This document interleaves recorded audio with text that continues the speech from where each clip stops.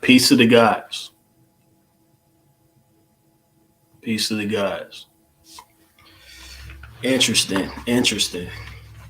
Something we got to talk about today. But I'm going to wait till the people come in. Y'all go ahead and share the platform. Go ahead and hit like as you, excuse me. Go ahead and hit like as you come in. Comment. Tell me where you from. I know I got people all over the world watching. Peace to the guys. Peace to the guys. Let's talk about it. Let's get it in today. Then later on, I want to share this live. I want to talk to the people how you really feel about what's going on. But let me talk my talk today. Well, first off, we got Chicago up in the building. Oakland, as always. Oakland always representing. Who else representing? You know, I know we got some white supremacists, or at least wannabe white supremacists up in the building. You know what I mean? They watching. What's up? So we got Wisconsin. We got ATL, Georgia. Let me see. Brooklyn, LA. Yeah, Oakland. Yup. Man, we're going to chop it up today. ATL, yeah. ATL in here strong. We in here strong. ATL. New Orleans. I love New Orleans. Got Compton. You know, I don't know if you want to call it Bompton. Or I don't know how you want to do that. But let me see. Texas. Okay. Yeah. Arkansas. Got family out there. Got some family everywhere. Dallas. I'm going to tell you what. Y'all go ahead and keep that going. You know what I mean? I'm going to start with the intro. I'm going to come right back. You know what I'm saying? Again, y'all share the platform. We're going to get it in. You know, I have my own opinion. That's what we're going to talk about. I'm going to tell you a little bit about the case and things like that. And we're going to make it happen in the right way. I also want to share the live. I'm going to send a link after I get my spiel. That we can talk about it. You know what I mean? Oh, yeah. And let's not forget, you know, YouTube don't support this page at all. Yeah. Cash out right there for anybody that want to support a brother. You know what I'm saying? But let's get it in. Peace to the guys. Be right back.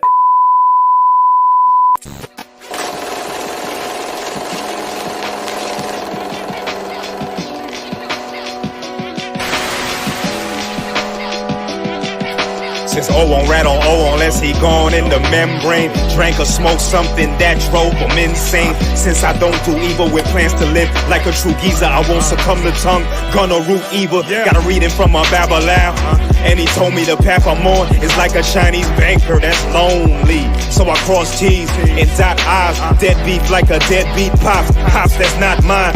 I stay silent with the silence, silent round the salad. Evil green with envy, or green they ain't been around it. The movement's been co-opted, and the streets is not it. Stuck between a rock and a dyke box, and glad it's not thick. I can either chisel or sizzle my way out, cause gate route and blowing my brains out is played out. With mouths to feed and minds to free, I stay esophageal up and suckers mouths from me. I thought that I could do it by my lone man. Try to get right, so many folks is wrong, man. So you know I keep it on, man. No hate for the home, man. No love for the foe, man. We at war, you see. It's gonna take more than me. So what's it gonna be? You wanna be on the free. I thought that I could do it by my lone man. Master self, don't be a slave to these conditions. We was raised to be forgiven, not to ourselves, but those who changed us for them digits and rearranged it in prisons.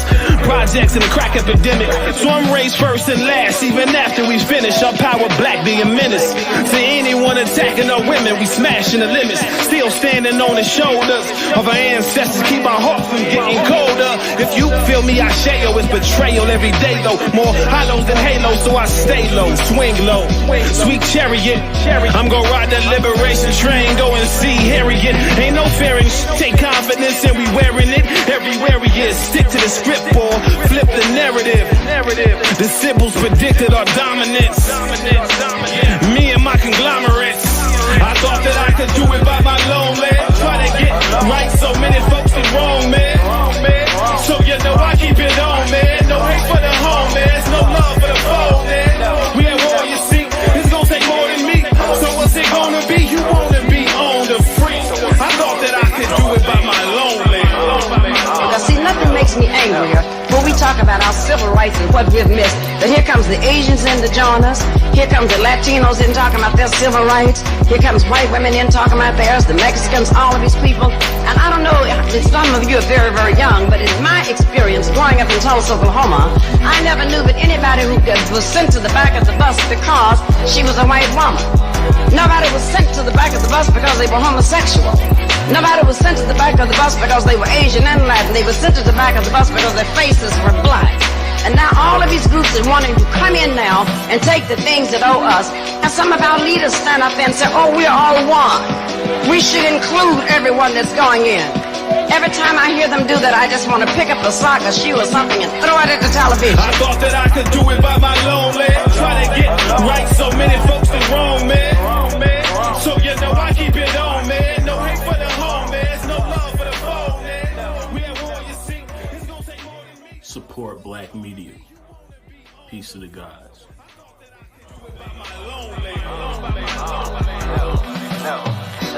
See, this is why I'm not mistaken by these leaders. See, anytime, first of all, you can't lead me when you call an organization rainbow because there's no black in a rainbow, as you all always know.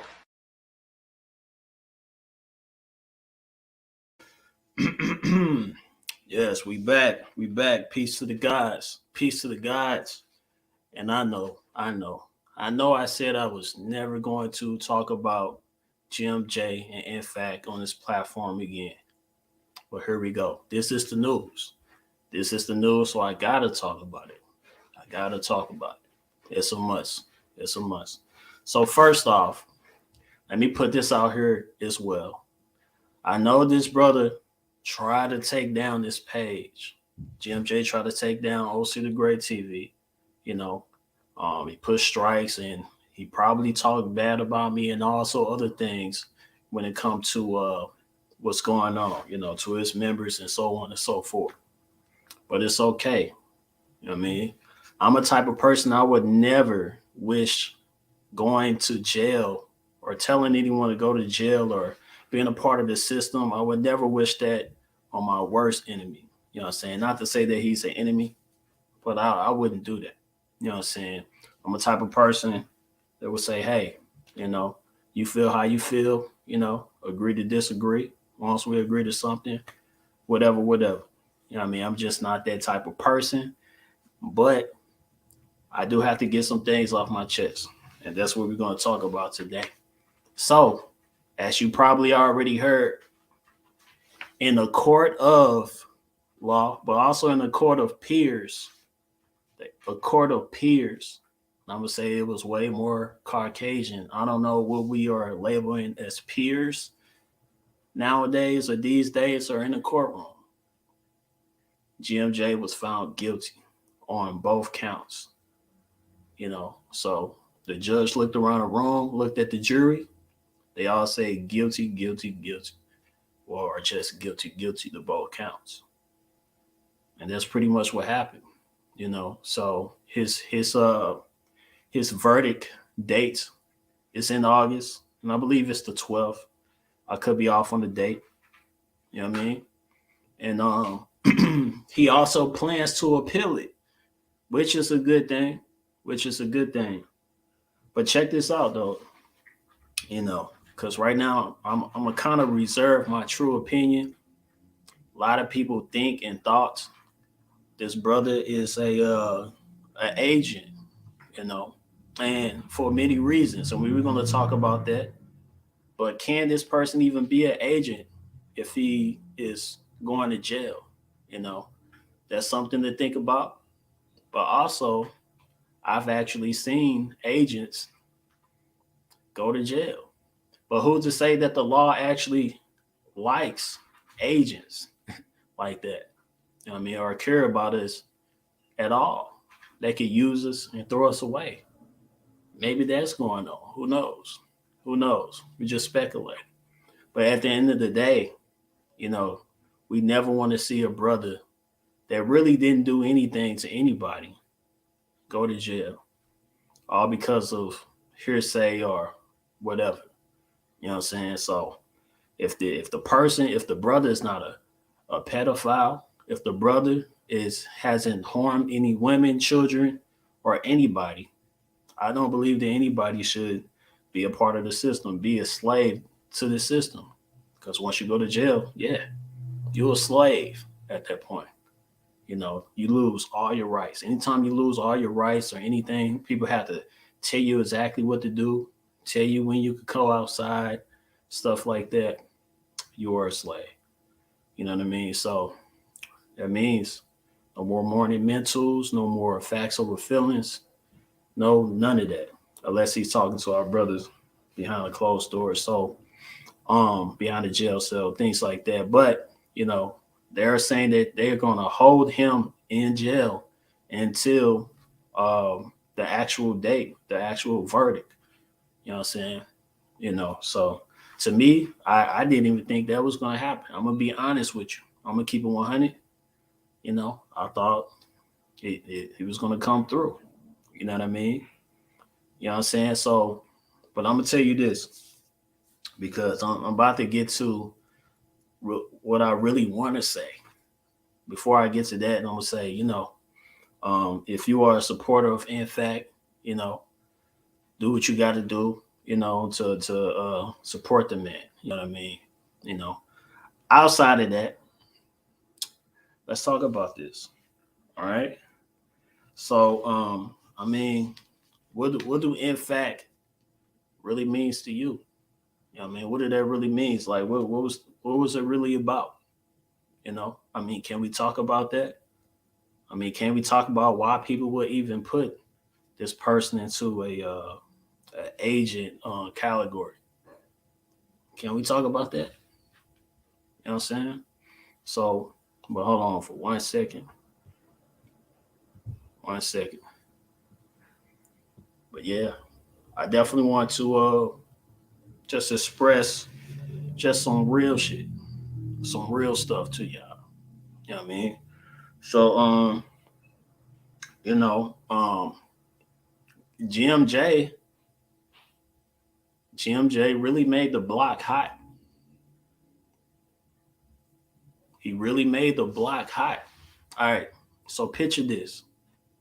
Picture anybody having an organization, and then one of your members go outside with all type of guns, waving them, and you trying to make things happen for the people.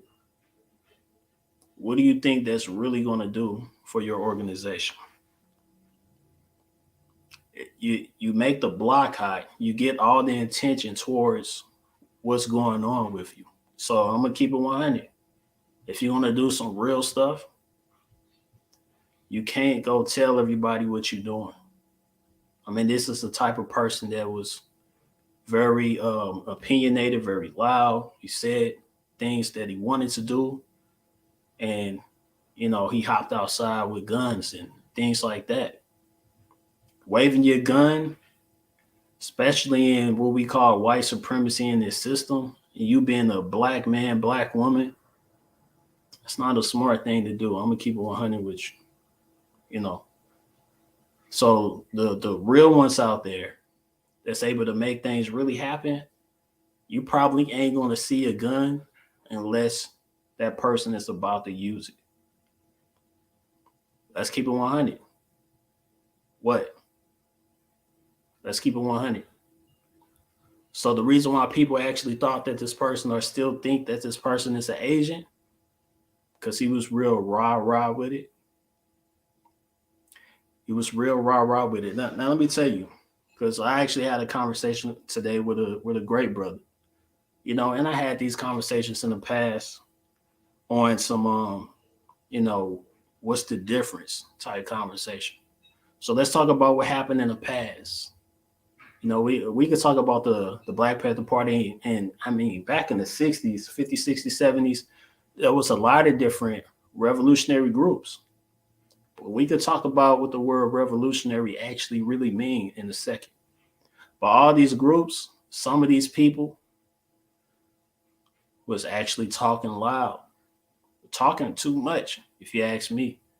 You know, but we know this now. Back then, it was great because it was one of the first times that it was really happening. It hit the news and it spread like wildfire, you know, to a lot of different communities and all over the world. You know, when you read about the Panthers, it was something that was underground.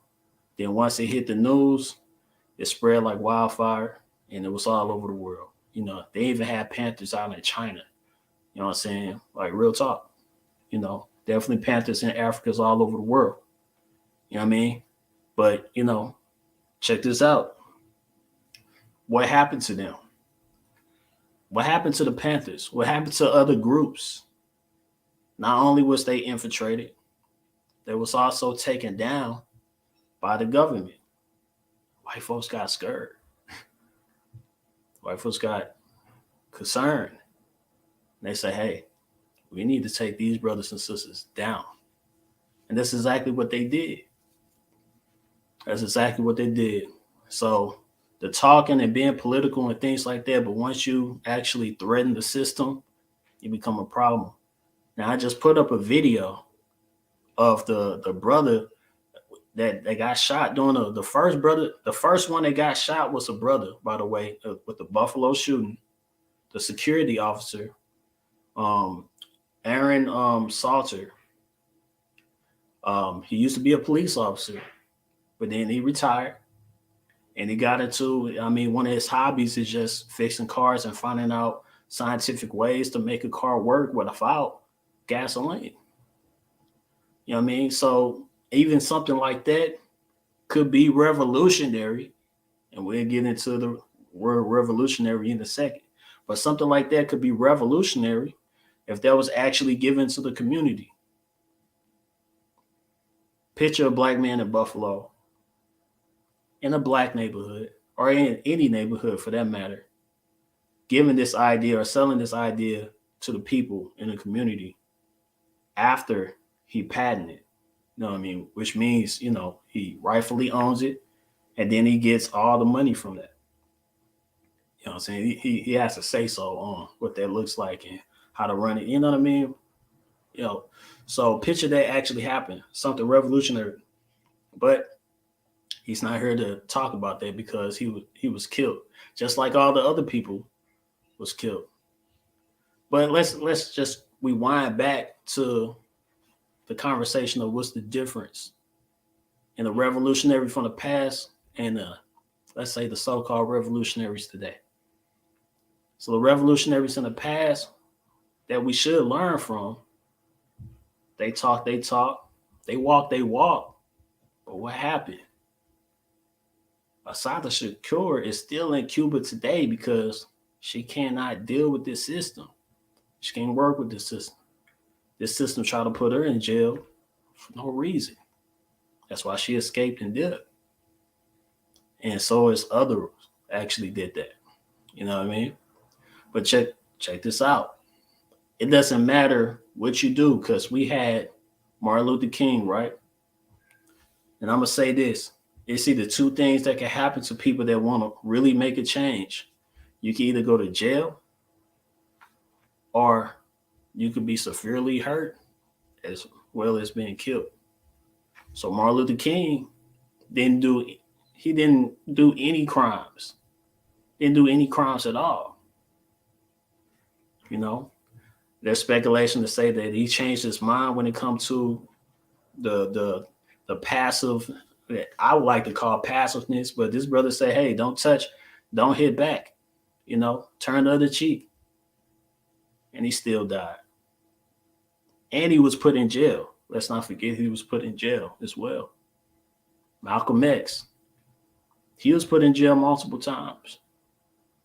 Sometimes when he wasn't Malcolm X, but he was definitely, in handcuffs a few different times. But he also died. He also was taken out. Some may say by his own people. Who knows? You know what I mean? But they either kill or jail our revolutionaries all the time. What's the difference? What's the difference? So fast forward to today, we still have people looking at the past and doing the exact same things and expecting something different. Expecting something different. Where they do that? That's why some people could think maybe this person, because I would assume that this person is super intelligent especially on the history and the things that he brings to the table, that he teach the people, that he was taught the people, that he would not do the exact same things that was done in the past. But we got to take things as far as, for what it is, because this same person was actually trying to be a president of the United States. And you could never fix the system by being a part of the system. I'm going to keep it 100 with you. You can never do that. Because it never happened. We tried it. We tried to be part of the system, and it just didn't happen. So what's the difference? What is he doing that's so, what have he done that's so different?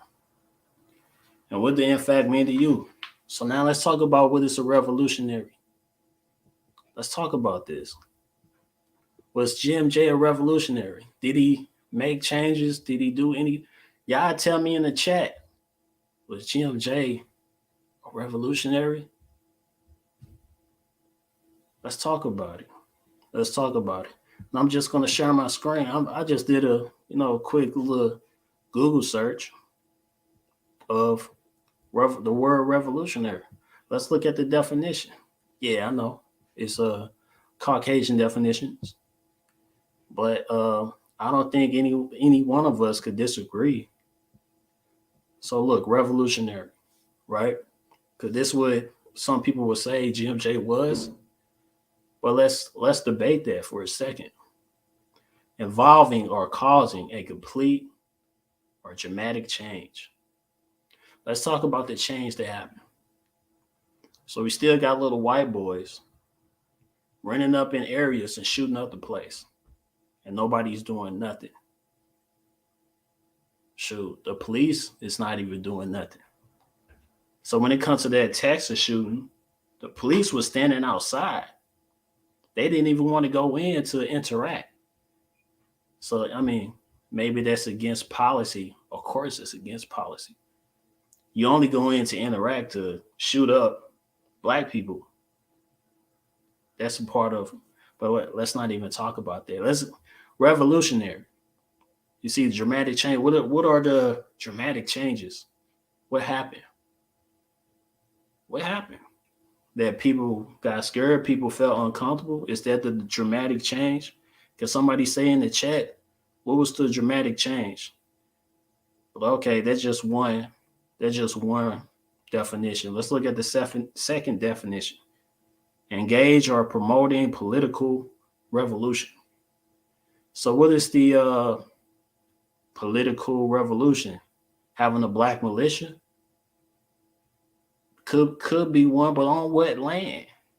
What land? So you're on stolen land. We're on stolen land.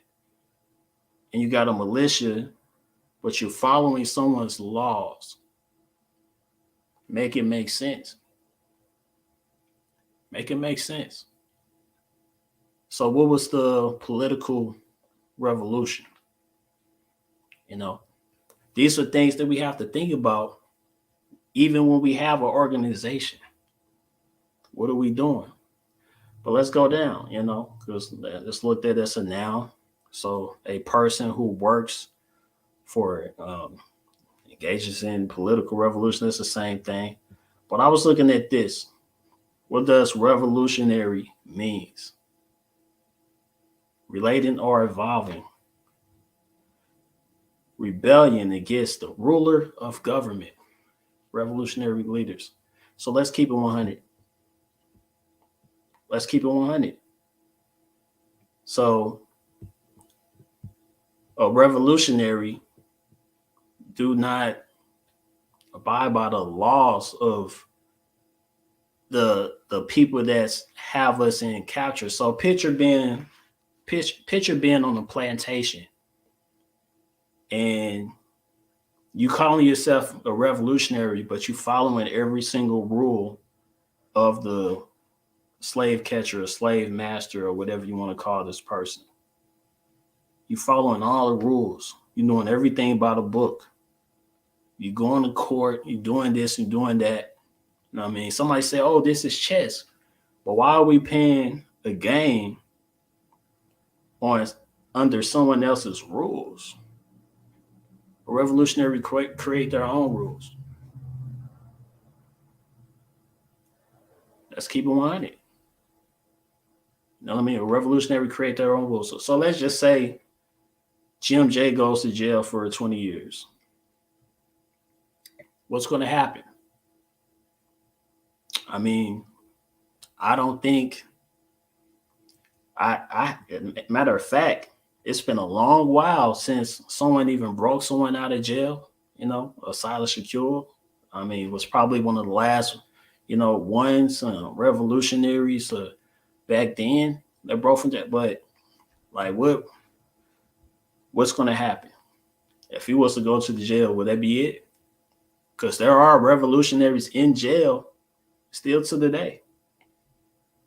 People from the 60s still in jail. And y'all can put those names in the chat. You know, I'm about to do a story on one that's in jail that's from St. Louis, was a revolutionary here, and he's actually a Moor, still in jail. And I'm going to do an interview on that pretty soon. Pretty soon. But, I mean, think about that. Think about that. You know, somebody said free Larry Hoover. You know what I mean? So I don't think GMJ did anything as powerful as Larry Hoover did. You know, or, you know what I mean? Let's try to compare and contrast that. Can somebody actually say, somebody put Lumumba, can somebody actually say, what did GMJ actually do? Yeah, it took people out, marched with some guns, made the block hot. So even if we were planning to do something as a revolution of people, this person made the block hot. Now we gotta kind of let's kind of scale down a little bit. You're not supposed to show your left hand on everything what's going on. You're not supposed to show that. You're not supposed to talk about it. You're just supposed to make things happen. Just supposed to make things happen. You know what I'm saying? So, you know, and like I say, I don't wish, you know, going to jail on anybody. I don't wish that on anybody. You know what I mean? But real revolutionaries, we take it underground. It's underground. You know what I'm saying? You ain't going to hear too much about it. I mean, Marcus Garvey, for example, didn't have the internet, you know, didn't have a lot of these things, but he was able to have a real movement. And yeah, once it got out to the masses, it was stopped. Yeah, we know. But check this out. You know what I mean? These type of things, and hold on for one second. Because I do want people to come in and talk about this. You know what I mean? But these type of things, we have to take it underground. You have to take it underground. We can't show nothing to nobody. You know what I mean? Can't show nothing to nobody. And I know a lot of people didn't like this guy.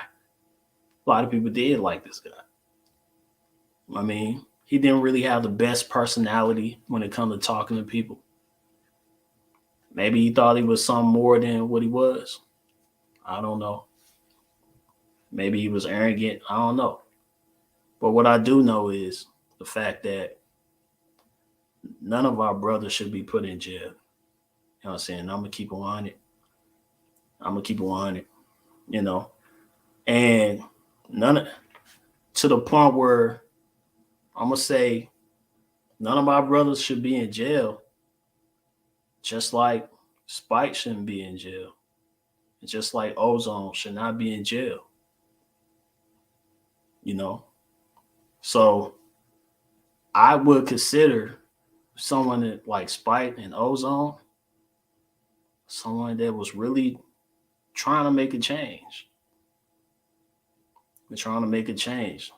They may not had a leader or anything, but they definitely changed what's on their mind, and it was outside. No matter if you are supporting them or not, they really wanted change for their people. You know what I'm saying? So definitely, free the brothers, free Spike, free Ozone. You can go to othu.org to know everything that's going on with Ozone. And you can support that brother now. You can support that brother now. That brother also needs a lot of funds in order to get a proper lawyer. So let's go ahead and do that. But this is not to, actually, because this has nothing to do. Ozone's case, Spike's case has nothing to do with GMJ. They were not connected or any way. Even GMJ said, Ozone is not a part of NFAC. He said it out of his mouth. You know what I'm saying? The same thing with Spike. I don't think he mentioned Spike, but Spike definitely wasn't a part of NFAC. Neither one of them was NFAC. You know what I'm saying? But you know how they like to tie everything together? They probably think I'm a part of NFAC. They probably think a lot of, you know how they are. They probably think we all look alike too. You know what I'm saying? They probably think I'm Grandmaster Jay. But how is he on live? You know what I mean? So free our brothers. Ozone, Spike, and free anybody, that's wrongfully behind jail and what we would call political prisoners. Free them all. Free them all. You know what I mean? So I'm going to go ahead and share the link. I want to hear from y'all. Maybe I said some things that you don't agree with. Maybe I said some things that you do agree with. You know what I mean? We can have a conversation.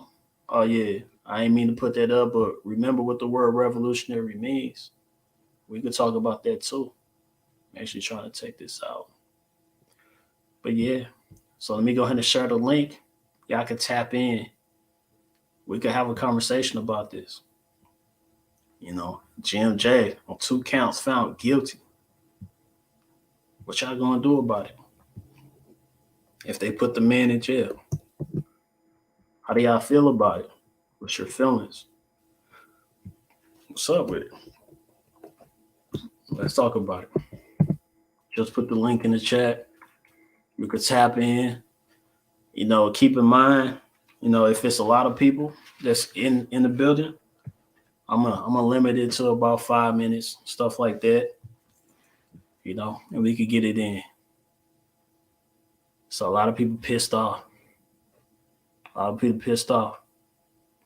A lot of people mad. Some people hating. All in all, this is a brother that I really feel like, yeah, he cared about the people. He had some good things to say. It's right and wrong ways to do it, though. And a lot of y'all know that. Yeah, he made the block hot. He made the block hot as well. But we do, as a people, we do need a mouthpiece for sure. But it just need to be taken underground. we need to find ways to take it underground. You know, everybody don't need to see everything. That's for real. Everybody don't need to see everything. And by the way, if you come on, you know, it doesn't matter. I can see your face, but 9 times out of 10, if I can't see your face, then and you saying something crazy, I'm gonna cut you off. I'm gonna want to see you. I want to see you saying something crazy. You know what I'm saying? But outside of that, I'm gonna bring my brother up. You know what I mean? Let's start peace to the gods. What's up, man? What's going on, my brother? Hey, it's a pleasure to talk to you, my brother. Shalom. Shalom, shalom. Hold on, I think you're a little muffled. I'm not sure how it sounds for everybody else. Can you Muffled. hear me now? I'm gonna try to get a little closer. I can hear you, but it's just a little muffled. But we could work it out. But how you feel? How you feel about what's going on with this specific case and everything? Really, because it seemed like certain things happen back to back to back. But go ahead, bro. Keep it real with you, brother. I'm feeling a little iffy about a lot of stuff. You know what I'm saying? Yeah. I'm feeling a little depressed that my man Grandmaster Jay is in jail. He's found guilty on account of 2 counts. I think one of them is like wanton endangerment or something like that, Yeah. and the other is like some type of offense of an officer or some shit. I don't know. Yeah. Pointing the flashlight at the officer on the roof. By the way, he claimed that it was no bullets in the gun or anything. It was literally just pointing the flashlight on the roof to see who was up there. But you know how it is. You point a gun, even if it's loaded or not, at anybody. That's a threat. Word. Yeah. Well, I know how it is because like I'm a gun owner too. You know what I'm saying? And anybody that is a responsible gun owner knows that if you pull out your weapon, you're supposed to use it. And if you're a responsible gun owner, you're not supposed to point it at anybody. That's a fact. So I can understand how he was found guilty, according to the law. But we've seen many other people, especially people in militias, to get off on way less. That's a fact. I mean, white people in general. You know what I'm saying? Especially white people. So like, just to give you an example, I don't mean to cut you off. No, you got it. To give you an example, the leader of the Proud Boys let off. I mean, what's the dude? Hey, I don't know why I'm messing up. Why I'm forgetting his name. That white boy that just got off from running in the crowd with a gun. Right. Rittenhouse. Rittenhouse. You know what I'm saying? Yeah, man. But I'm also feeling a little discouraged by my own people, man. I'm sitting here in the chat and I'm looking at people arguing about who does what and who doesn't do this, who doesn't do that. And like, come on, man, we all children of the Most High. We all doing the best that we can, you know what I'm saying? None of us are Christ. So if you're doing just a little bit, then it counts. You know what I'm saying? It counts. It counts big time. So when I see people, I know certain people in the chat who hate GMJ, and I see them coming at his neck like this is ridiculous because he had our best interest in some shape or form. And it kind of makes people like me, like I'm a young dude, man. I'm in my 20s. I want to be one of those people in my community that bring people together and show people that we can do this, that we can unite. But when I see people like that, it makes the journey longer and it makes it seem harder. Yeah, let me tell you, it's always going to be people like that. You know what I mean? But you're going to have people on your side too. Just like GMJ, he continuously had people on his side no matter what. You know what I mean? So it don't really matter how you think. As long as you move forward with action, you're going to have people that's going to follow you. So I wouldn't even be discouraged. There's always going to be haters. You know what I'm saying? But if it's not haters, how you going to know that you're not doing the right thing? You know what I'm saying? So you got to have some haters. You know what I mean? But my opinion to the people that's talking, what are you doing? You know what I'm saying? Like what are you doing to the people that's talking? You know what I mean? In the chat saying what he didn't do or what he should do. What are you doing? That's a real question. Because a lot of people are just talking. You know what I mean? That's a fact. That's You a know, fact. and I'm just saying, and I don't really rock with GMJ stuff like that. But again, I don't wish this type of stuff on no black man. You know what I'm saying? Especially that was being positive in a lot of people's eyes. You know, so Yeah, I remember what he did to your profile. I mean, to your YouTube channel. That's why I still follow you because you didn't come out here on some rah rah, I hate that man type stuff. You were just like, I wish him the best of luck, and I just not gonna talk about him anymore on my profile. And here you are, still doing what you do. Doing what you have to do for the community. You know, it's not even yes, about Grandmaster Jay. It's not even about him personally as a person. It's about the message. It's about the goal. You know what I'm saying? If we're gonna get somewhere, then we're gonna have to make certain sacrifices for shit. You know. yeah, But other than that, man, other than that, I just want people to, especially if we're gonna pretend like we believe in Christ, if we're gonna pretend like we follow Christ, then let's be like Christ. If somebody has something negative to say to you, love them, pray for them. You don't have to be throwing insults. You don't have to be getting your jabs in. If somebody doesn't like you, if somebody hates you, you know what Christ would do. Do like Christ. And if you don't believe in Christ, then whatever you believe in, you know the difference between right and wrong. You know? So that's just for the people in the chat. But as far as like Grandmaster Jay goes, again, man, in my eyes, when you ask that question, what is a revolutionary? I wouldn't go as far as to say that Grandmaster Jay was a revolutionary. I would go as far as to say he was an activist, but not a revolutionary. You know, to be a revolutionary is like you said, you got to make a great impact. And he did what he did for a lot of us. But to be honest, there are many people out there who have no idea he's even in jail right now. They have no idea what he's done. They have no idea about anything of his teachings, of his following, nothing. You know? yeah, So like I can't call him a revolutionary. I can only call him an activist. And if you're an activist in my community, if you're doing something for me, people of color, people that look like me, then you deserve my respect no matter what. You know what I'm saying? I got you. So Yeah, yeah, that's real. All right, my brother. Appreciate you coming through, man. You know what I'm yeah, saying? man. Thank you Yeah, for talking to me, Keep up the yes, good work, indeed. man. I love Yeah, your show. I appreciate it. Salute, my brother. Shalom.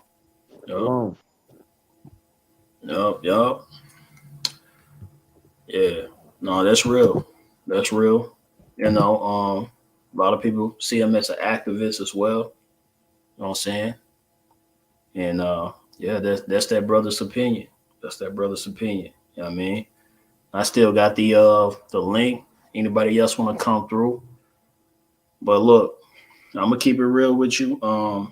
Cause like I say, I'm hearing that there's speculations of GMJ still being an agent.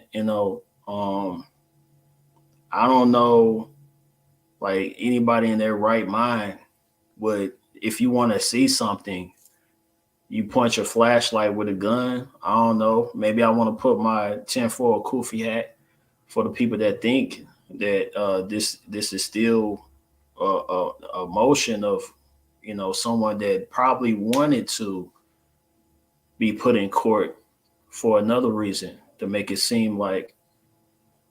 But I ain't gonna go there. But check this out. No one in their right mind would do that. Like I wouldn't, just because my gun have a flashlight on it, I'm not going to point it somewhere to see what's going on. Like, oh, let me, what I mean, unless I'm getting ready to, you know. So somebody said GMJ was a revolutionary for sure. Why don't you come into the chat? Can we talk about that? Come into the chat. Come to the live. GMJ a revolutionary, come on through. Let's talk about, we can have a debate, things like that. You know, you can bring your conspiracies or whatever, you know, what's going on. But I can definitely tell you that this is a W for the Caucasians out there. You know what I mean? Just to see, you know, just to kind of trigger us in a way like, hey, we got one of your boys. We found them guilty. What are you gonna do about it? What are you gonna do? You can't do nothing because you haven't did anything. And when you did something in history, we stopped that. So don't do the same thing because we'll end up stopping it just like we did in history. Like, what are you gonna do? So earlier I had some Caucasians in here laughing, joking, like, ha ha. Guess what's gonna happen? He's gonna arrest you too. They're gonna arrest all of you. Yeah, man. It's a joke to them. Being in the system is a joke. Yeah. It's a joke if we actually, you know, abide by this system. It's a joke. This system is a joke. You know what I mean? You want to be so-called black, you want to be a part of this system that's not written for you in the first place. You're going to follow a law that's against you. How do you follow that? How do you follow that? You know what I'm saying? So, and if you're going to follow it, the revolutionary things that you want to do, you got to be hush-hush about it. You know what I mean? Because anytime you do something different that's outside of the law or what they want you to do, let me tell you something. You know that they create laws every single day. So as soon as you do something they don't like, boom, they go back to the drawing board. All right, is this a law? It's not a law. Let's make it a law today. Let's make it a law. So if they do it in this state or whatever, they can get arrested for it. Or we can find a way to put them behind bars because I don't like it. I don't like it. So they make laws every single day for you, for the so-called black man and woman. You know, who knows? They can make a law just because you say something on live, just like this, which they have. You seen all the RICO charges that they're giving black folks for being a part of something? You know, Young Thug, for example, he wasn't doing anything like that. They just threw some charges at that group and other groups. I mean, they've been doing this for a long time. We know this, RICO charges and this and that on different black groups. I have yet to see a RICO charge on white supremacy organization. We got so many. I have yet to see a RICO charge on a pedophile organization. We got so many. Name a white organization. And we ain't talking about the ones that sell drugs and all this stuff, but name a white organization that you've seen a RICO charge on. Can I see like them in the chat? Name a Caucasian organization that doesn't have much to do with drugs, because we know about the cartels and things like that. But even they don't get RICO charges like that, because we know the police and so many others are involved when it comes to those type of things, and government officials, you know, because, you know, after a cartel has been so powerful, then they also become political. And when talking to political figures and making moves politically, we don't see any political figure get put behind jail because they was all a part of the problem. And when it comes to RICO, so yeah. So nobody can name nothing in the chat. You know, we got almost 300 or some people live. Nobody can name anything. No RICO charges from Caucasians. You know? So this system is set up to put us behind jail or kill us. Really put us behind jail. They would rather not kill you. They would rather not kill you. They would rather control you. Let's keep it 100. Let's keep it 100. Now I wanted to chop it up. Where everybody at? I'm gonna put the live back out. The link is there. All you got to do is click on it. You don't have to show your face, but just remember, I may click you off if you're talking crazy. But if you want to talk crazy, show your face. We want to see you. So there's so many white supremacist gangs. Just as King T said, there's so many no RICO charges. KKK, you seen RICO on KKK after lynches and stuff like that. After there's been none. As JoJo said, there's been a lot of people on code when it comes to white supremacy. So remember, they created the law. Why can't they use it for their own good? They created it, or at least stole it, and then made their own system behind what we created, right? So yes. So of course, even if GMJ is an agent, we're going to find him guilty. Because we know that they do use and abuse people as well, too. So either or, he's still found guilty. And what are we going to do about it? I said the revolution cannot be televised. That's a fact. It cannot be on the internet, because the internet is a new television talking about exactly what you want to do, when you want to do, how you want to do it. You got to keep it underground. So, a lot of us watch gangsters movies because we do live in a gangster society. Yes, the government is the gangster. The government is a gangster society. We know the police is a gang. The military is a gang. There's so many gangs that they have under government, So they operate by secrecy, But y'all seen the gangster movies. Y'all seen how they roll. Y'all seen how they didn't want to use phones. They didn't want to use any technology. But they was able to make a lot of things happen with having closed meetings and all these different things outside of public eyes. But they was able to make things happen, make things work for them. And still to this day, they find different ways. We should be doing the same thing. Fidel Castro, what they did with Cuba, that's revolutionary stuff. They was able to come in and take over.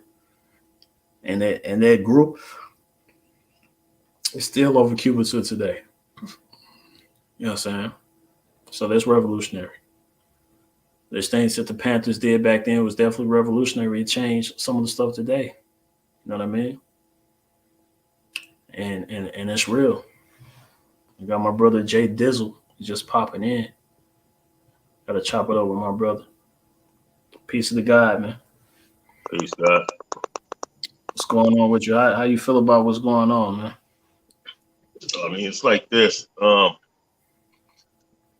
Like these kind of things that happen, like regardless of how anybody personally feels about them, the first thing I ask myself is, from what I know, right? The limited information about what I know about him, was he actively working against us, or was he sincerely trying to do something within his ability to inspire or to be a benefit to the community? And if I determine that whether I agree with him, whether I like him as a person or not, remember, I don't really know him like that. If I determine that his movements are sincere, whether I agree or not, regardless, I have to see this as an attack on all of us by proxy, right? The idea that someone who would organize, the aesthetics of it at least, would organize to say we're standing up against not just racism, but violent racism, which was the demonstration in July 4th, 2020. To say that, hey, we're gonna respond to the fact that you're saying you're gonna kill us by saying, nah, there's black men and women that ain't happening. That's something that we need, right? In my eyes. So when they attack something like that and will use any reason to lock up someone, and it's cap. I'm not saying it was smart. if he's pointing shit, that's dumb. What I'm saying is, Rittenhouse killed people and got away with it. Why did he get away with that? Because in white supremacy eyes, it was okay, even though they're white, because the white people he killed were nigger lovers. We're out there protesting against police brutality and on behalf of black people, no matter how you feel about those people. So by proxy, they don't mind sacrificing their own, right? So they stay on code. In the court, they stayed on code. On social media, they stayed on code. In the media, they stayed on code. People who are anti-us by default stayed on code. And that's why he got the treatment that he got.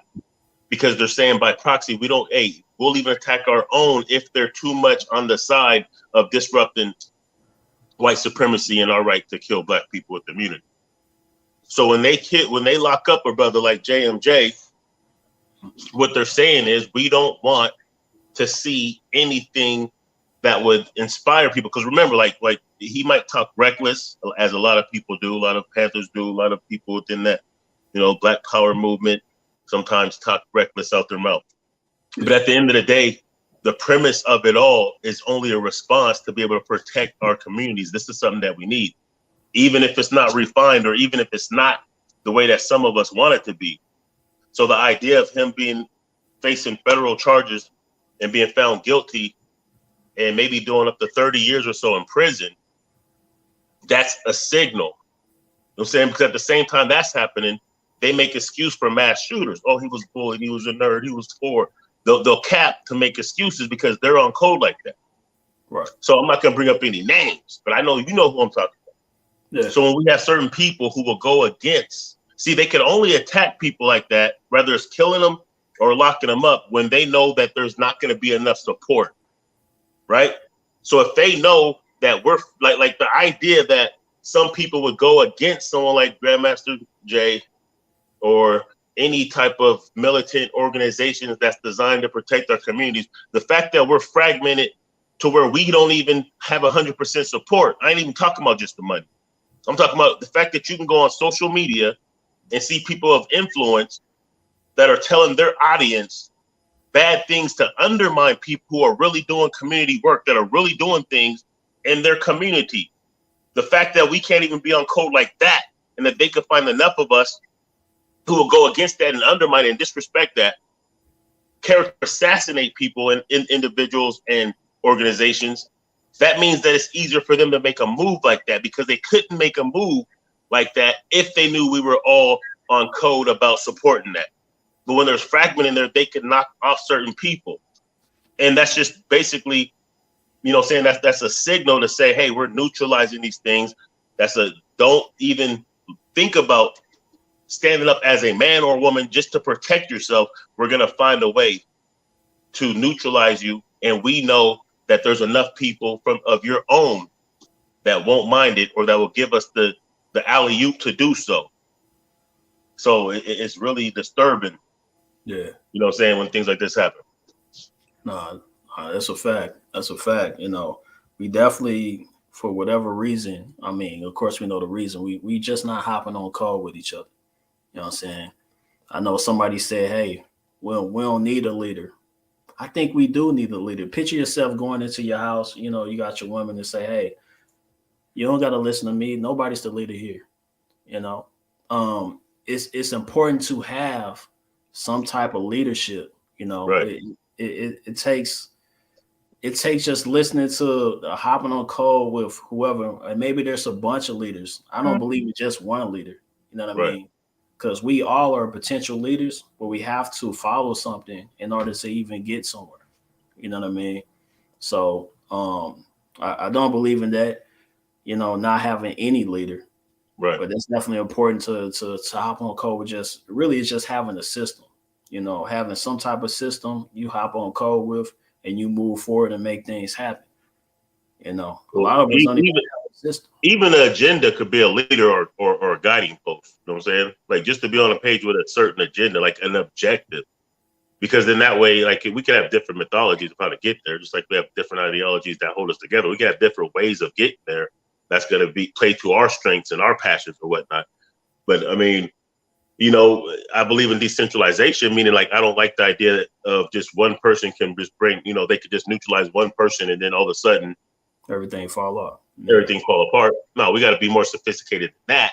But part of just being on code alone is just saying like, yo, okay, here's what we believe in. We want reparations. We want our people to be free. We want to have economic stability amongst our own, and just different principles like that.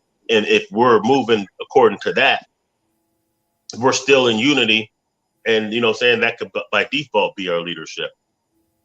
I mean, but the fact that you would never see any other people that would go against an organization or a person that's trying to help their community or protect their community.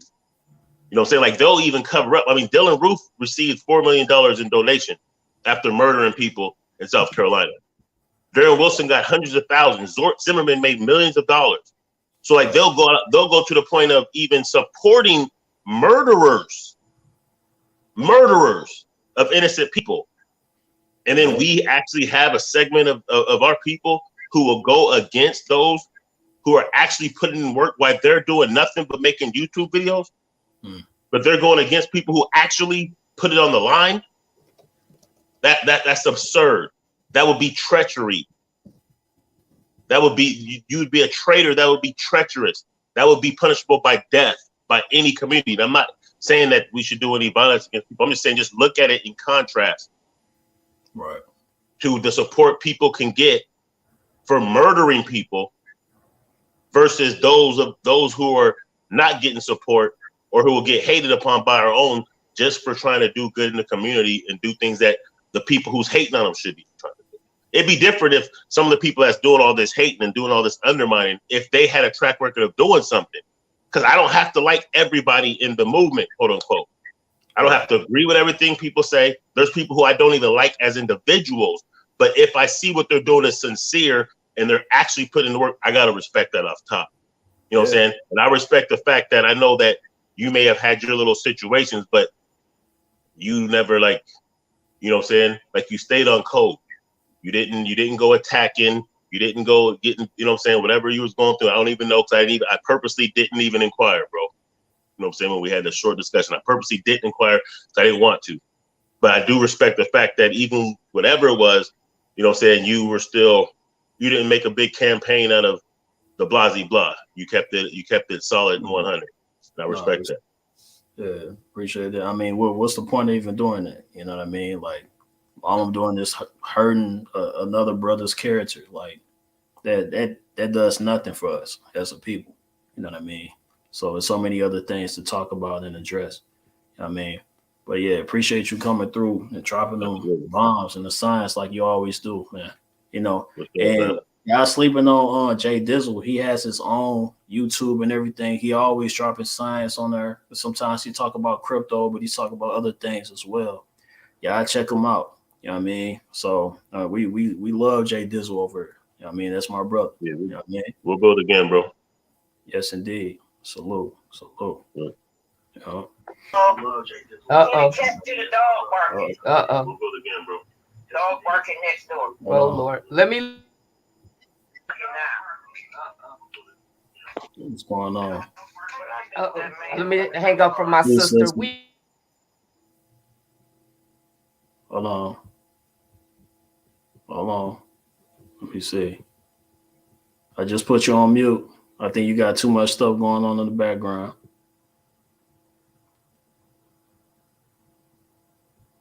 We're good. Sorry about that, OC. Much love for you, bro. I just found out.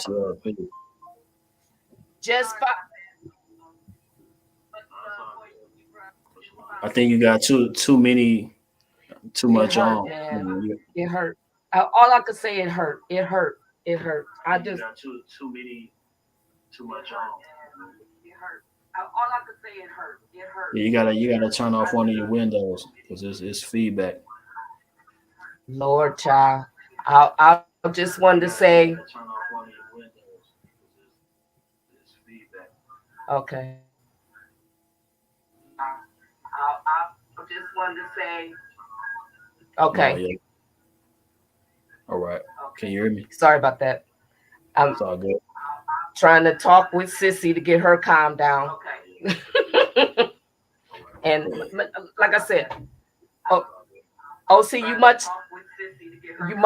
appreciate it.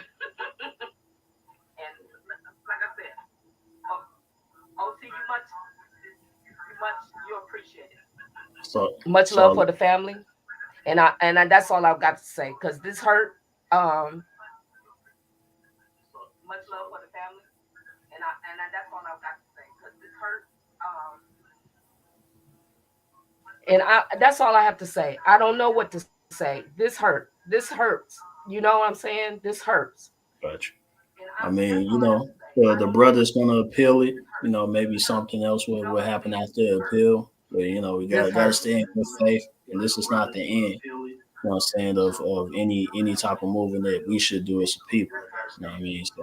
So definitely stay positive. That's the best thing I could say when it comes to this. You know what I mean? So, but yeah, peace to you. I think you got a lot of feedback, a lot going on. But peace to you. Thanks for coming to the rock. I think you got peace and love. Yeah, got my sister Dolores in the building. Hey, peace, bro. How you doing? Peace. What's going on, my sister? Yeah. How you feel about what's going on? Man, you know what? I'm gonna tell you something. I gotta take it here first. There was a wife of one of the victims, our queen, one of the victims, that got slaughtered at the Texas, the Buffalo, sorry, not Texas, excuse me, the Buffalo, New York incident that took place. And this lady, I promise you, it just had me boiling inside because she was like, well, I'm gonna have to forgive, because if I don't forgive, there's gonna be malice in my heart, and I must forgive. Okay. And as she was saying this, I'm thinking, well, goddamn, when is it going to come, a part of our life where we can skip the forgiving part? Because that's what's holding us back. Now, mind you, her husband, who is a father, not only is he a husband, he's a father, he's a brother, he's an uncle, a cousin, and so on and so forth. He was killed, okay, by that white supremacist. Mm-hmm. And for her to say, I have to forgive, it's imperative that I forgive, because if I don't, that's the shit that they have indoctrinated us to do, is forgive. They tricked us into their religion because we had our own spiritual thing going on. They tricked us into their teachings. They tricked us into so many different things to where it seemed like we, in order for us to separate ourselves or just have this huge breakthrough, we have got to leave what they taught us alone. In other words, we have to unlearn what we've been taught by these people. Okay. And another thing, I don't know if y'all have seen it, because I haven't. Have y'all noticed nobody is pressing the people who've lost their children and their wives or family members to forgive? Nobody. We are the only group, the only race of people that have to forgive. We don't even have to be told that we should say that. We just automatically say that shit, and it makes me angry. Okay. Right. Now, you're right. You're right. No, nobody is asking people of Texas if they actually forgive what happened to their child. I mean, do you forgive the shooter? Like, do you forgive Hitler for you know what I mean? No, nobody asks those type of things to Caucasians.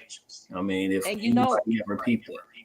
And you're right, Brother O, because you know what, they know not to. I really believe if somebody were to have the goals to ask them something like that, those people will probably start swinging on everybody around them, okay? Period. And the first people they'll get is probably them old sloppy, raggedy, slow, uncompassionate cops. Now, I thought about our brother, Amir Locke, how the cops made sure they went into that our brother's apartment. I think they said he was visiting a family member or whatever. But anyway, y'all saw them at the door, and they just bust the door open and boom, started shooting.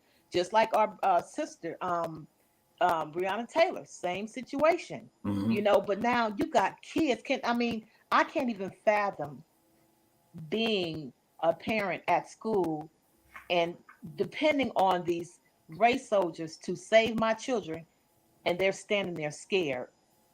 Okay, can't move. So when I just look at everything that's going on, and I'm gonna go into the Grandmaster Jay thing in a second, you know, God, Allah, higher power, whatever y'all call him, it don't matter, Yahweh, whoever, whatever, the creator, okay? He did not put us on this earth to end up like this. I just, no, he didn't. We are warriors by default. We are warriors. And I don't believe that our creator would have us right here where we're at. Too many people are depending on other people to do what we all need to do. And I saw Joe doing the chat. He said, we have to be on code. We need to have a code to be on code. We don't even have a goddamn code. Yeah, it's a lot of people got different codes. That's a fact. So what code do we supposed to abide by as a people, as a group?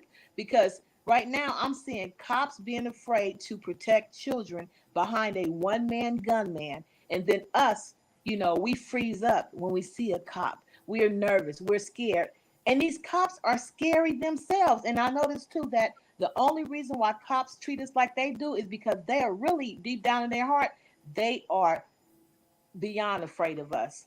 But we have to believe. I mean, they also have the license to kill us as well. You know what I mean? They have the license to kill us? They have a license to kill us. You know what I mean? And get a slap on the wrist, so nothing ever happened to a police officer that kills a black man or woman, a so-called black man or woman. You know what I mean? Well, so they are covered by their own law. Well, if we, what I want to say, of course, I'm not going to say this shit on YouTube, right? We'll leave. Bro, I'll call you on that note, okay? Some things are just better not to be said on YouTube, okay? Because they do have a license to kill, but guess what? At the same token, I got you.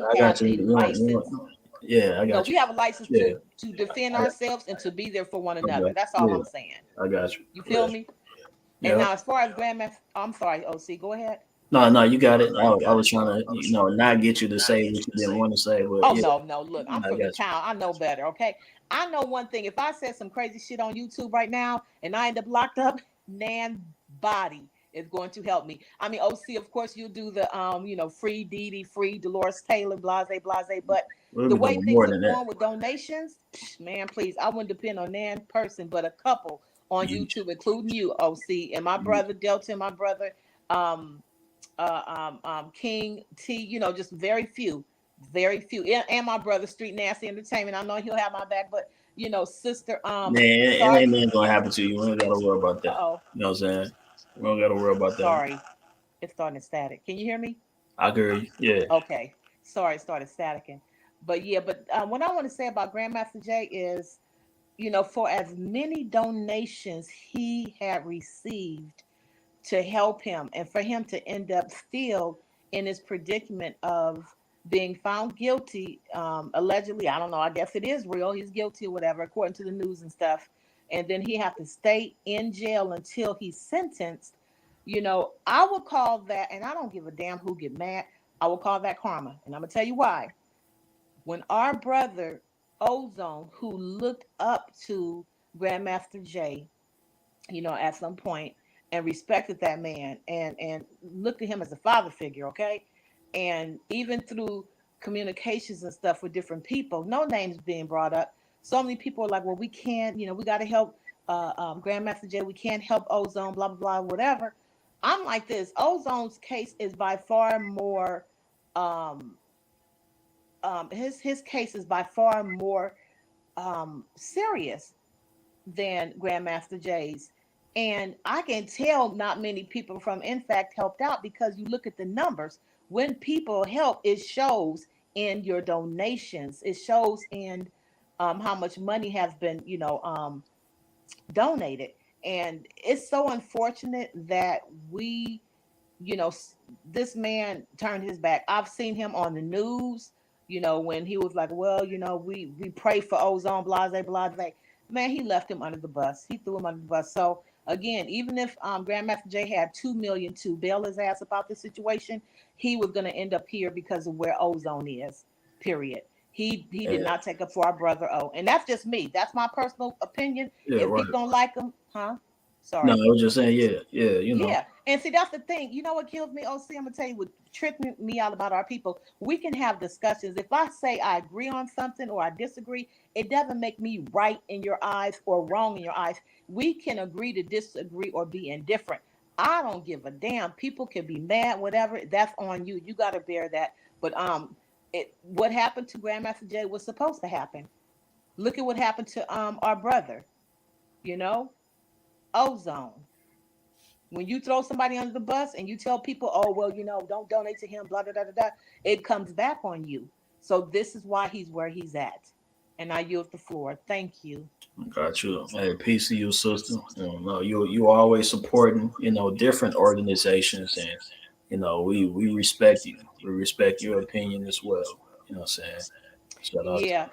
Thank you. And can I say one more thing? Oh, Go see, ahead. people need to in order for us to come together, like I said before, bro, we need to focus on how we are going to strategize things. We need to change our whole mindset. You know, being a revolutionary, I'm gonna tell you, being a revolutionary is fighting to rescue your command. Is fighting to change the outcome. You get what I'm saying? Yeah, absolutely. Okay, a real revolutionary will fight to change outcomes of what these supreme people are doing. Now, I already put it out there. Real revolutionaries will fight. Y'all know Grandmaster Jay is going to prison. A real revolutionary will fight. I'm gonna leave it at that. Thank you. Peace to you, sis. And that's what she said. You know what I mean? She said what she said. All right. You know what I'm saying? That's my sister right there. You hear me? But nah, like on a real, you know what I'm saying? She made some valid points. She made some valid points. But I wouldn't put anybody against anybody. You know what I mean? I don't necessarily believe in karma. Because karma, if karma was karma, white folks would have been and got it a long time ago. Let's just keep it 100. But shout out to my brother King T up in the building. You know what I mean? What's up, King T? You gotta take it off of mute. You gotta take it off of mute. Salute, family. What's going on, my brother? Yeah, you know, I got you right here. Yeah. How you feel about what's going on, man? Hey, man, you know what I mean? It's you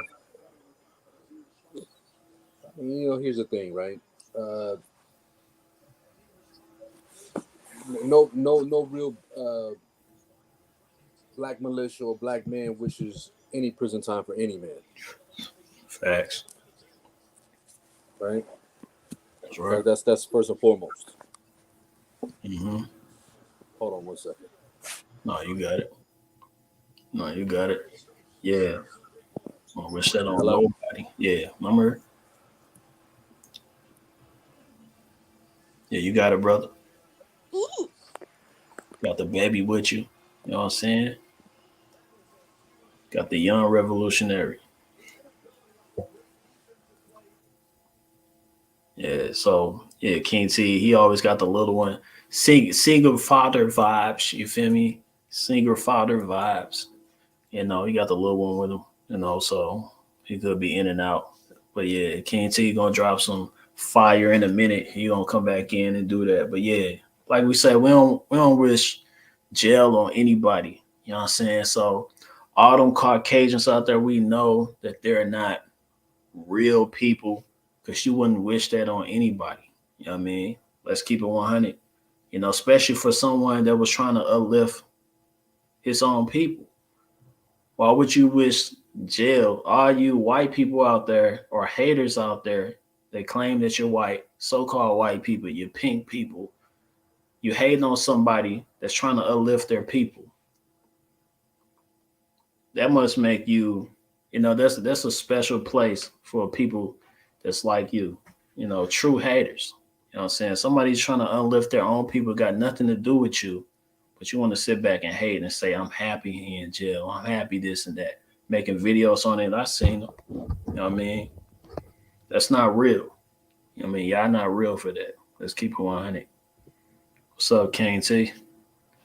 Hey, salute, bro. My bad. You know what I mean? My little connection went down on me, but yeah, let's keep it 100, right? You know what I mean? It's we pull each other so many different ways, and we have so much animosity and conflict for one another that we lose sight that there's people out there coming to grocery stores and shooting our grandmothers up. Okay, so we have to learn how to sit there and focus on the task at hand. Because if it's this organization or that organization, whatever it is, sooner or later we all gonna need each other anyway. Okay. See, I sit back and I'm reading the comments on the chat. You know what I mean? There's a whole lot of people have a whole lot of passion for GMJ. You know what I'm saying? Everybody has choices in life to make. Everybody has a person they like or don't like. The one thing we should never do is wish death or jail on any of our people. You know what I mean? Because if we do that, we're gonna be You're lost. cloning. You're cloning. You know what I mean? Like, So straight up. you have. Yeah. I mean, it's just reality, right? So all I'm saying is the same passion that people got, if for GMJ, if they support them like they do, whatever the case was, just know that there's other people that's in need of that type of support because there's other people being done wrong, just like our brother Ozone. Okay. You know what I mean? Yes, I might have situations, disagreements with GMJ, whatever the case is, but is that really the time right now to try to put a nail in somebody's coffin or try to put a boot to somebody's neck when somebody's dead? You know what I'm saying? You know, you hear my son in the background, whatever the case is. If I don't show him how to love himself, for him to love other people and our people, what type of man is he going to be? You know what I'm saying? Facts. So we have to refrain from always seeing things that are in a bad situation and we gloat on things. You know what I mean? It's never good to gloat when things is down. But all I know is like this: if we don't get this situation together, you know what I mean? That little situation that happened where these cowards are sitting up here targeting our most vulnerable in grocery stores, claiming they want to do Bible studies and want to kill our grandmas and grandpas in Bible studies in church. Right. You know what I'm saying? Let's be real right now. You know what I mean? That elementary school, like I was talking the other day, when you know, that situation in Buffalo, New York happened, I said to myself, man, it could be elementary school. And sure enough, you know what I mean? And even then we sit there and say, hey, you know, it's them, not us. We gotta stop we gotta just buckle down and be real to ourselves. You know what I mean? We For have real, a bro. leader or many leaders. If the leaders are here or gone, whatever the case was, there's got to be other ones that we're teaching and growing that they can sit there and take the fold. Sometimes you got to be your own leader, be responsible for your own actions, right? For you to sit there and be part of a group of people that think just like you. And the first thing that comes out of that scenario is you got to understand that we're fighting white supremacy. We're not fighting each other. And if you already know that's the first goal at hand, everything else is shit that you can fix and is irrelevant. See, just like a family has disagreements and we have different personalities in all our families, from our brothers and sisters to our cousins, everything else, uncles, aunts, this, everything else. But that's what makes you a family, though. Because everybody has different personalities. You know, we're not robots out here. That's right. You know what I mean? We learn from the young to the old and everything else and in between. We gotta stop cutting each other's, you know what I mean, looking to try to cut each other's throat, or where somebody's down, sit there and laugh when a person's down. What do you get from that? You know what I'm saying? All I want people to remember is there's other folks that's out there that's fighting cases like Spike got, you know what I mean, sentenced to 2 years. You know, that brother got a wife and 3 kids. You know, any person that has people that they care about that's in that situation, whatever the case is, and they support, speak on them. Because if you don't speak on them, nobody else will. Literally. You know? So if I see the funding for the fundraiser for GMJ doing what it's doing, all I'm saying to my people is, do we not love Ozone for what he did for us? Are we not going to be there to support him when he needs us the most? Or do we choose to sit there and focus on one train of thought and nothing else is relevant to us? We gotta have an umbrella type of scenario, because it's a village right here. This can't be just this portion of it that I'm, because they think like me, I'm gonna just, we can't be like that no more. See, that's our biggest problem right now, is we sit there, if it's organizations, if it's political views, if it's religion, if it's light-skinned, dark-skinned, this, that, everything else, we pulling each other all over the place. If it's from East Coast, West Coast, we got cats in the South talking about this and that. I'm saying to myself, this is crazy to me. Will we ever get to the point where black folks is really against black people? Who the fuck made that a hashtag or a trend? And if the older ones, don't sit there and realize that we need to do right for our people, how are our kids gonna know anything?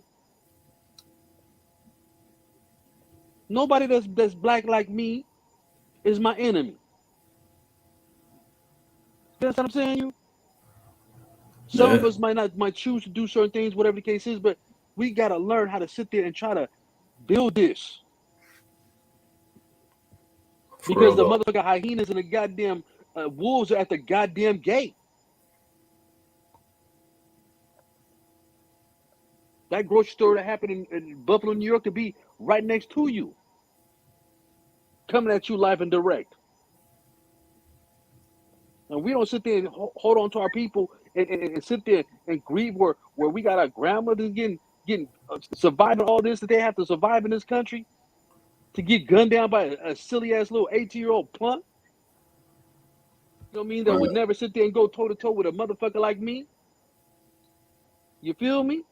But you want to sit there and choose our grandmothers and choose our you know what I mean, in churches and kids and this and that, all this little fuck shit that they own. You know what I mean? In the art of war, there is no motherfucking fairness in this, is it? And they letting us know what time it is. That's a big fact.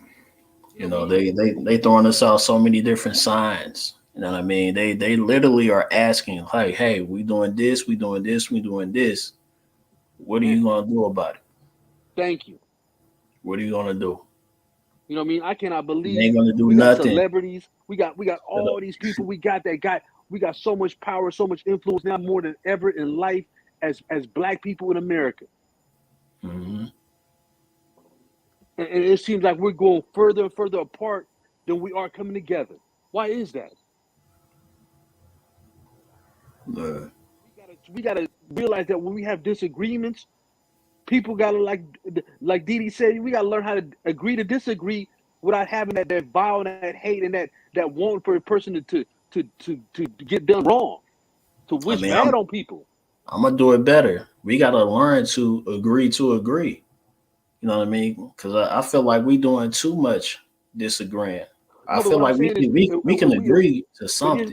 If we disagree, we just take it as okay, the conversation went this way, or you choose something else, but don't have it to the point where we get to so heated about each other. You feel what I'm saying? Right. Then later on, we might come back and be able to agree to agree. You know what I'm saying? But it should never get to the point where we're sitting up here because I'm standing firm with this guy and you're standing firm with that and blah, blah, blah. Just, you know what I mean? Like we sit up here like, bro, we ready to go to war with each other. Yeah, just because we have a difference of opinion. You know what I mean? Like, and these fools is coming in our grocery stores. Come on, man.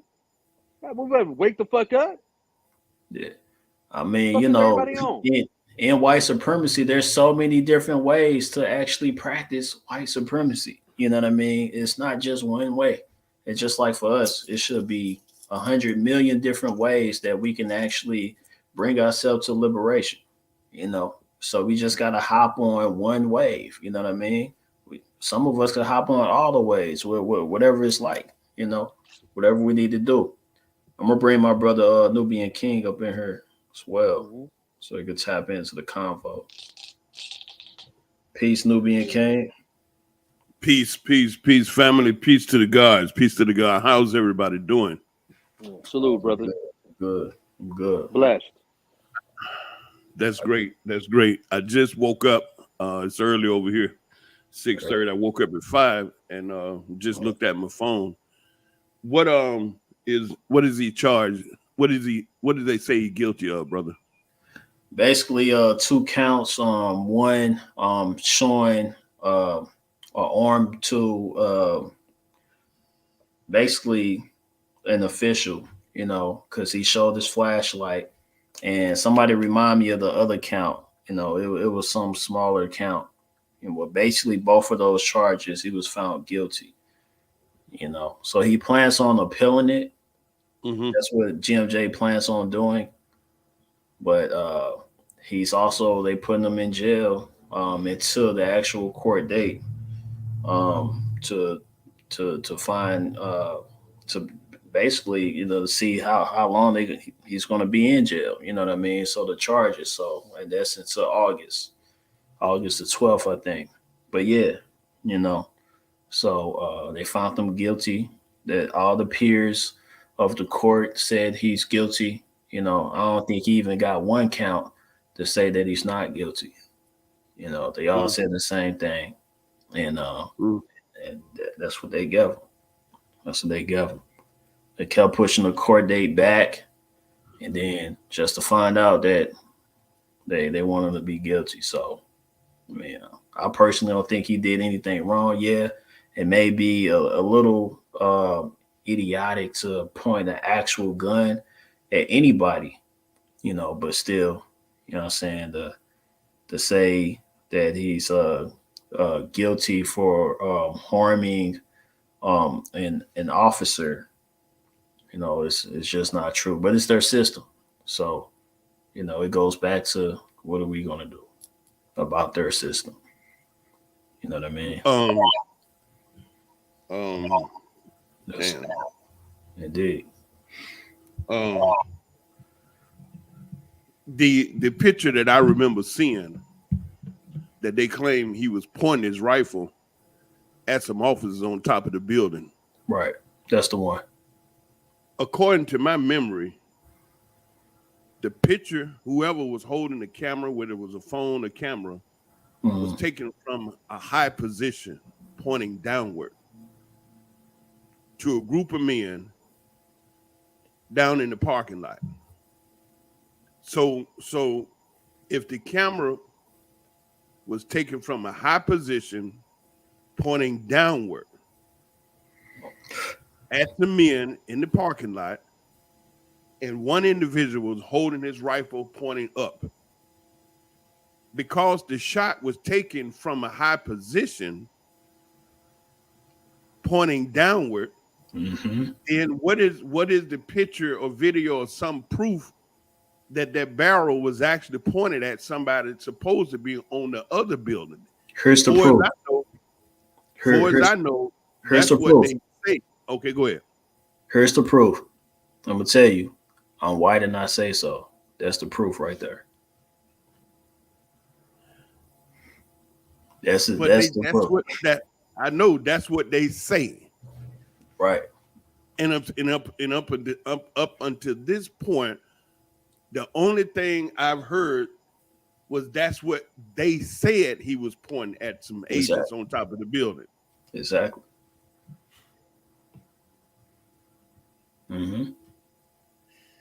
Okay, so this came out when? Yesterday? Well, today, yesterday, but yeah. Okay, today. It's 6 a.m. over here, Saturday morning. So it came out Friday, yesterday, right? That's right. Yeah. So what are the people saying? I'm just trying to catch up real quick. What are the people basically saying? The last brother I was hearing, he was stating how people, you know, black folks. It's mixed. It's very mixed. Of course, people are upset. The supporters of GMJ very upset that that's the verdict because we were sure. A lot of people were sure that he was going to be found not guilty, for all the counts, as he was not guilty for some of the other counts, and I don't remember all the counts, but there's mixed. There's people that's hating on him. You know what I mean? You know how it is when it comes to our people. There's always going to be some haters. There's going to be some people that mess with the crowd. You know what I mean? It's just, yeah. I heard somebody make. Go ahead. I'm sorry. No, you good. You got it. You heard what? I heard someone. I was waking up listening, and one of your commenters, one of your speakers, was saying that some of our people, same thing you said, hating and supporting and all that. Indeed. What we are experiencing now in 2022 is you got some of our people that are billionaires, some of our people multimillionaires, some of our people got a lot of money, and others don't have no money. Right. And so we talk about, getting on code. At this time, when you look at the state that we're in as a people, me being Israel do not mean I'm not a part of the process. I go through what I go through over here. Same situation. Ain't no different. Yeah. The thing that is we experience as to why we can't be, why we don't. Think about when Dr. King was here. At that time, far as I remember, we didn't have any black billionaires in those days. We didn't have any brothers and sisters that had hundreds of millions of dollars. We all was in the same shit can together as a people, all across America, getting our asses whooped. So we was able to get on code. When Rosa Parks sat on that bus, started the movement, why did why did all those brothers and sisters bark out those buses and walked to where they had to get to until they broke them heathens? I'm gonna talk about this because that's a very good point. Because what I said earlier is how we got to do things in silence. So Rosa Parks was actually told to sit there by the organization because it could have been somebody else, but this person wasn't as pure as Rosa Parks. They say, Rosa Parks, you will be the perfect person to do this. And then we're going to support it and we're going to do this afterwards. But nobody, like that word, nobody even knew exactly what was going to happen. Only a few people. Then other people that just knew the outcome that was going to happen after that. So they told Rosa Parks to sit in that spot. And that's what she did. And then they had something after that, and they started their own revolution when it comes to the bus boycott right after that, so they had everything in line. You're going to do this, we're going to do this, and then we also going to do a lot of other stuff right after, you know what I'm saying? So the problem with us today that we are saying everything that we're going to do online and all out on the microphone. No, we gotta do it in secrecy. Because even with that Rosa Parks things, we just found out today the full plan of what actually happened. So I just wanted to touch on that. Just some of the secrecy that we had as a people back then, that we don't have today.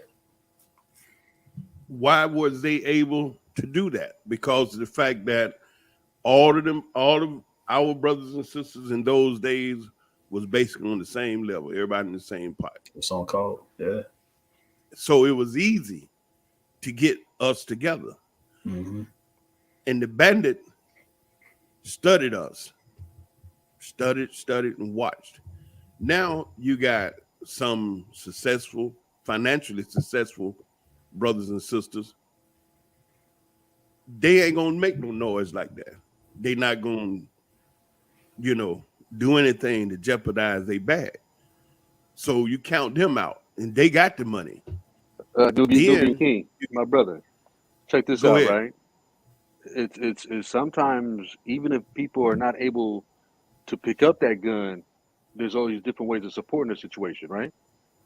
So we cannot, Absolutely. we cannot limit ourselves to thinking because we're a certain status or we got a certain type of job or we got this, we got to worry about everything else.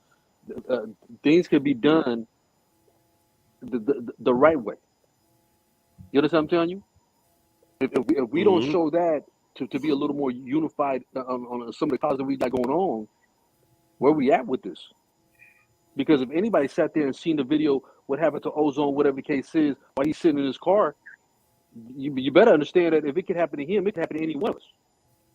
You see what I'm telling you? And I use that analogy everything else because that's the one of the things at hand that I sit there and speak on is that right there, because that brother got done so wrong, right? And I'm saying to myself, like, if people sit there and view it and say to themselves, boy, like, you know what I mean? Like, this shit is crazy. Like, blatantly and everything else that we've been used to, where people are subjecting us to certain things that we've been shouldn't have taken to the chin. You know what I'm saying? So this class level, this religion level, this politics level, and everything else, we gotta kill that. We gotta kill that noise. Because if we're going to sit there and make sure that there's no other grandmothers getting shot in supermarkets, we better be a lot more unified than what we're showing right now. That's the point I'm speaking toward. The unity in our people has been shot to pieces as a people because we got several different type of family members. We don't have, the reason why I made a comparison from the 60s to today is the 60s, we had basically the same brother and sister to your left, your right, your front, your back. Nowadays, you got the wealthy over there, somebody trying to get somewhere. You know, we got too many different type of black folks running around here that when we want to go out and move together, we got those agent provocateurs, we got those sellouts. You know what I'm saying? So we could get a group of people together that think like us, right? We can get a group of people, but the masses, we start out trying to do something, family, and our first obstacle is going to be within. That's what we fighting, the different black man. Because I was talking to some people a few days ago, and they mentioned, well, Nubian King, we got this new nigga nowadays we dealing with. What? It's a new nigga. He say, what? He said, we dealing with a new nigga nowadays. What? So talking about getting on code, we can say that, and some of us can understand that. But we have so many of our people. It's like, okay, you take Kevin Samuel. I don't want to go off from Master Jay. Some of the things the brother said was absolutely true. Most of the thing he said, most people complain about the way he said it. But what he said was true. Then I made a comment. I just asked a question. I watched the sister was talking and she kept putting her hands up to her face. And when she put her hands up, I noticed the fingernail. And I just simply asked, I say, do you talk with your hands all the time? Ooh, she hit the ceiling. Then I mentioned some things to another brother and he got real defensive. So I'm like, damn, you can't even talk to some of our people nowadays because the mindset we dealing with. But here's the thing, though, bro. Here's the thing, my family. When we're watching reality TV shows and we got rich black folks ready to throw down and fight and everything else, you see, there's no other group of people that bash each other as bad as we do. Okay, I know. There's no other races doing this to us but us. Why? So I mean, no, it's not about the why. It's just what it is right now. My thing is me having the hope and the love that I got for my people. I say to myself, we could change this shit. See, I How? never say that. You know, what I mean, you have to have hope all the time. You have to sit there, like you said, go with like-minded individuals, everything else, and grow within. See, the situations and the circumstances that we as a people sit there, gravitate to, everything else, is when we start seeing realism come out in a certain situation, a certain person, or a certain group of people, right? So we don't. The notion of how it was back then is now is different. You 100% right. But see, even back then we had rich black folks, and we had people, black folks that didn't have no money. That there was the differences. We used to literally take a paper bag and see if you lighter or darker that shade of that paper bag, if you gonna get in a fraternity. You know, let's keep it real. You know what I mean? We've been having this type of division and hate amongst ourselves for the longest, and this is what they planned on us. See, if they know for a fact that we're gonna sit there and keep arguing and fighting amongst ourselves, we ain't never gonna focus on them. So we don't sit there and start focusing on them. Mm-hmm. Hold up. That point you just made, you said they keep it amongst us. Mm-hmm. Key point. We do have an enemy that's working our minds. They keep it amongst us. We just got to play chess instead of checkers. You feel me? Okay. You say that chess instead of checkers. Mm-hmm. What if you already know what your enemy? Let me tell you something. If you already know how the enemy's coming at you, why are you gravitating towards what they want to see from you? So if they see us divided with classes, religion, politics, street codes, right?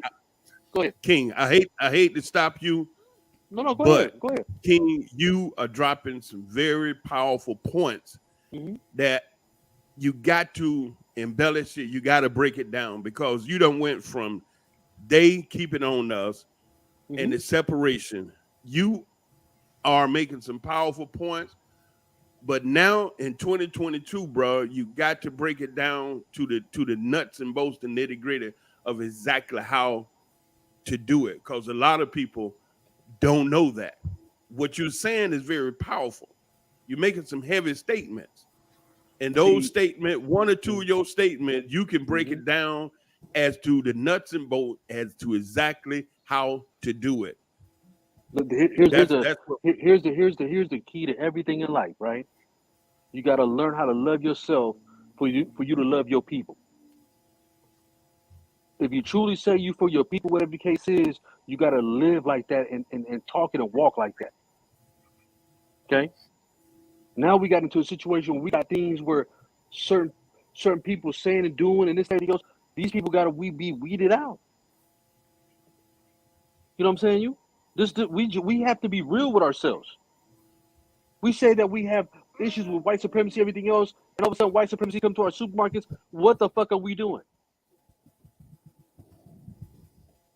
Then we turn around and get right back on this channel, podcast, whatever it is, and people still out there beefing on each other. How these kids gonna learn anything different and we don't show them that? See, I've been too many years where I sat there being the issues I had with people of my skin tone because of different color situations.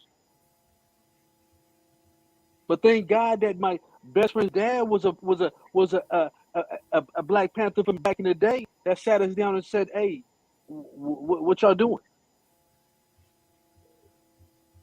You know what I'm saying? Like, instead of working together, y'all helping your enemies.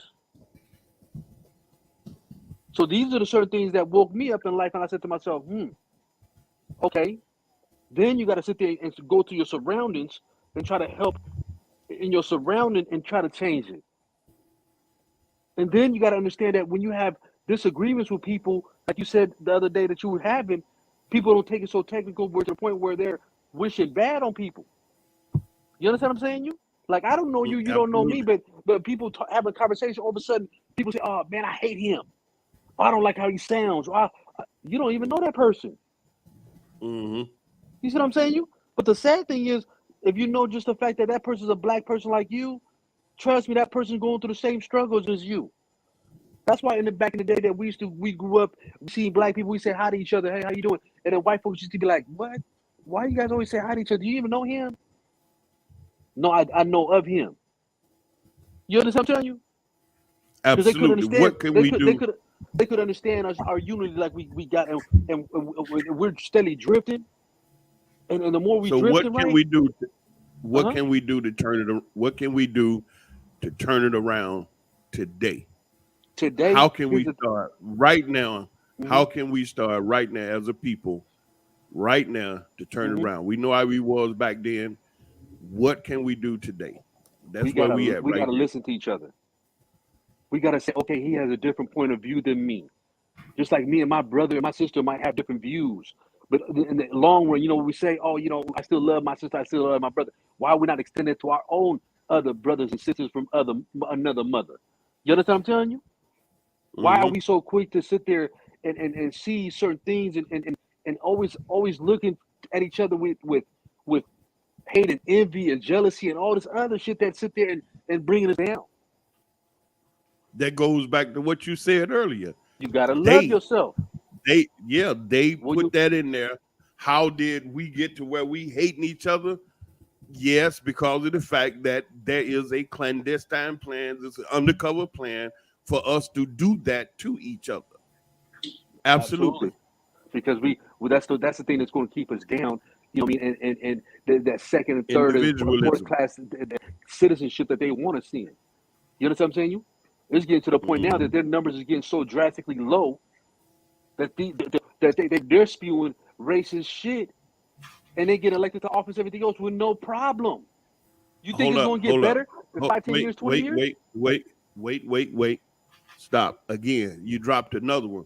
Let me just make a point on that right quick. When you say their numbers are getting drastically low, absolutely. I'm assuming you're talking about their both birth rates are extremely low. I just read a document yesterday talking about white people. It was specifically talking about white people genome that they're not producing, they're not able to procreate. So they in a recessive situation where yesterday 1,000 died, today they'll only have 700. So they are desperate, and they know that. And it's got to be a serious situation for them to say that. So now they're on a kill mode. Like if to say, hell, if I'm gonna die, I'm taking everybody with me. Of course, I think that's what you meant when you said they numbers are failing. Of course they are. Yeah. Here, let me tell you something. When our grandmothers and them said to themselves, the more the years go by, this racism situation should get better. Then all of a sudden we got 18-year-old little motherfucking white kids, you know what I mean, coming over there trying to hunt our grandmothers down. It's telling that it ain't going nowhere. Then we got the little kid like Dylan Roof over there coming and pretend like he's going to Bible studies, everything else, to try to sit there and gun black folks down that's over there doing Bible studies on a Wednesday. I mean, how much more as a people are we gonna take? How much are we gonna say to ourselves? Enough of that, but we got to sit there unified together. See, that's where my pain comes from and my frustration. You know what I mean? It's like I had to sit there and bear this thing all my life. And I said to myself, if I truly love my people, I gotta walk that walk. I gotta want better for us, and I gotta help build instead of break down. So if your conversation is vile and basically you're looking to cause chaos, you ain't for the building. And we bicker amongst ourselves and this everything else and steadily just go at each other from this person, that person. What we don't understand is, hey, every organization as black folks, we don't need each other. Okay. You have to keep speaking with our people. You know, it's just like you take one brother, Dr. King, you take another brother, it's Honorable Elijah Muhammad. You know what I'm saying? These men, Farrakhan, they speak to people and they make changes. So you have to be a speaker. I wanted to ask a question right quick to OC. Yes, the shooting that took place at Tops in New York. Was it you that posted that piece about the brother that made the engine that run by water? Yeah, I was one of the ones. Yeah. Boom. Boom. There you go. So the rest of those people, go ahead. I was going to say there's many cases of people that actually did something like that and try to patent it, and they end up missing. Something happened to them. But it's also a brother in Flint, Michigan, that came up with a system to pull water out of thin air for the people in Flint, Michigan, like fresh water out of thin air, and that was sabotaged. They came through and sabotaged that whole project. And he would say himself, it was like, yo, this was not just random people sabotaging this. It was someone that knew exactly what they was doing. They knew about the system. Like it was strategically done, professionally sabotaged. You know what I mean? And he was wondering why. Because all he was trying to do was help the people in Flint, Michigan for free, giving them free water. And that was a problem. You know what I mean? So just simple stuff like that we do for our own people, it always becomes a problem for a whole nother, race or whatever. You know what I mean? I know about the brother that created the machine with the water. Mm-hmm.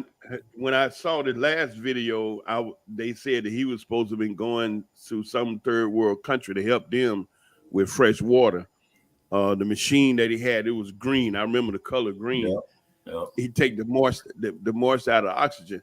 Now, at one point, the brother that made the engine that ran off of water, he wasn't the only person did that, like you said. Right. It's been several guys. I remember a guy made what he called a super efficient engine that ran from Miami to DC. He drove it from Miami to DC on a gallon of gas. When he got to DC, he still had fuel in the machine.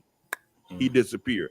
There was another dude created a box called an ion gather. He ran his engine off air. He disappeared. Yep. The brother in Buffalo, I wouldn't think there would be too much to say that they went in and execute that brother, and maybe the rest of those beautiful brothers and sisters was collateral damage, because the energy industry is multi-billion dollar, and anything come up. They operate like gangsters. You know what I'm saying? Yeah. Let's just keep it 100. Yeah. You know what I mean? How they operate. So, and one thing that I know about war tactic, and especially number one, if he would have came in there just to shoot that person and then, and left, then that would have been clear. Okay, right. That was a clear hit.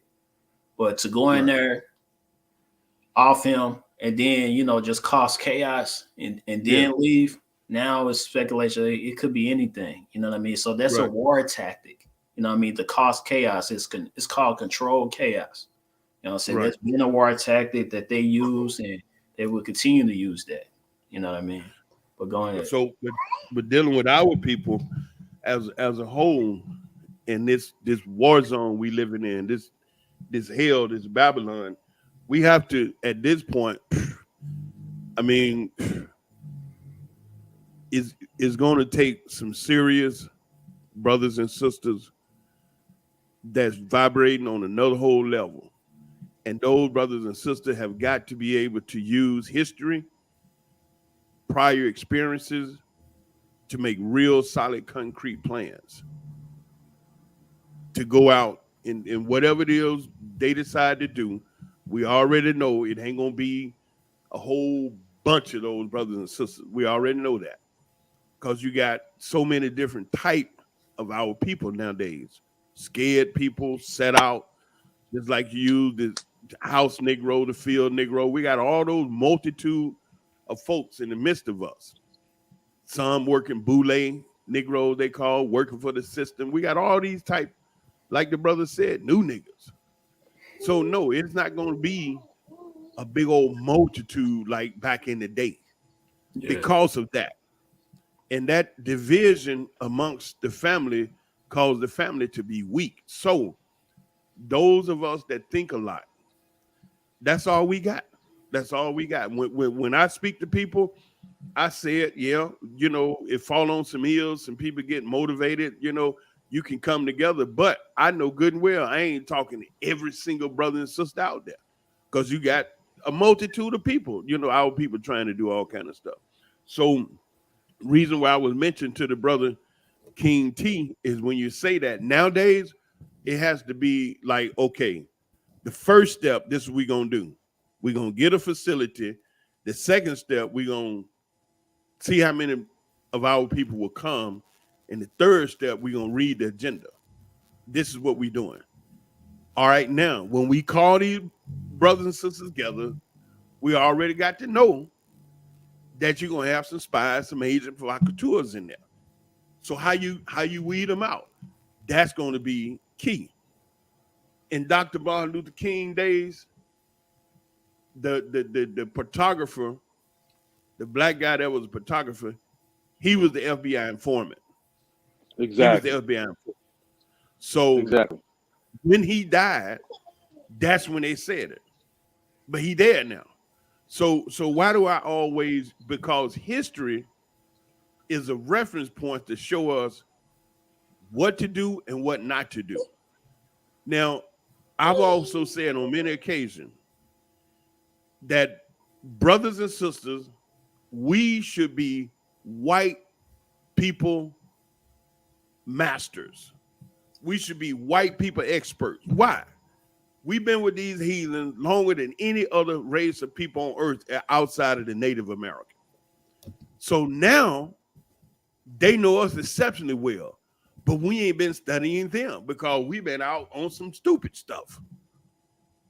Because they focus on gaining control of our thought process. Since the first day they brought the first brothers and sisters out of Africa.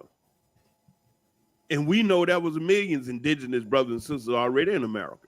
But the point is, they have been focusing on controlling our minds, even through chemicals, even through food. If you all been keeping up and keeping yourselves aware to what's happening, these bandits talking about putting a vaccine in the food and weaponizing the food. I saw yesterday this micro bug that you can breathe up your nose, and it's programmable to do all. So these bandits got some dastardly evil shit that they planning and they're doing.